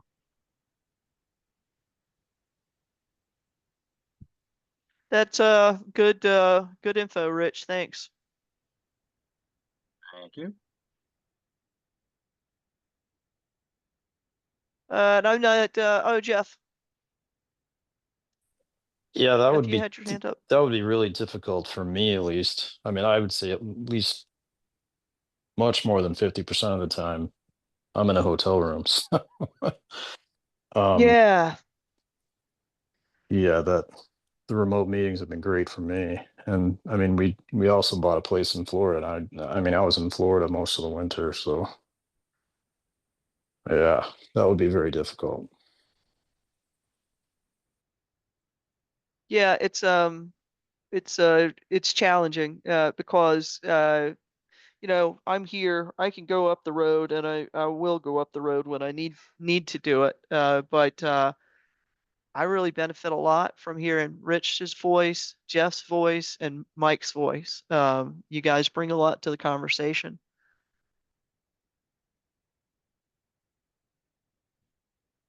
So I don't want them to make it harder on you guys. I want them to make it easier for you guys to participate. I'm gonna have to buy a new sweatshirt. Why? Because it's so cold up in the Ritter building? No, because I wear these two Champion sweatshirts with pockets that have a lot of holes. Oh, a dress sweatshirt. I get that. Yeah. Well, you know, I take my pajamas off every now and again, dress up like an adult. Hey, I hear Okay. there's that new line of sweatshirts, the Fetterman line Oh, right. Yeah. from the Big and Tall store. Yes. Yep. Okay, Yes, I don't and see anybody. And I did just go ahead. confirm that it is in the handbook. Members of town Okay. boards who participate remotely, all persons present at the meeting shall be clear. A quorum of town boards, including the chair or the person authorized to chair the meeting, shall be physically present at the meeting location. Well, there you go. Yep.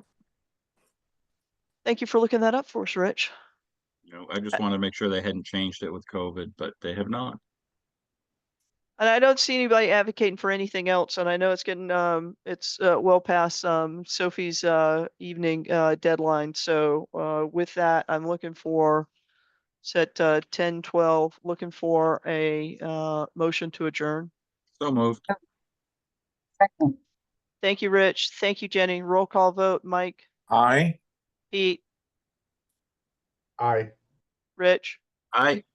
Chris, Aye. Jeff, Aye. Jenny, Aye. and I for myself. Thank you, everyone. Thank you. Good night. Good night, everybody. Good night. Good night.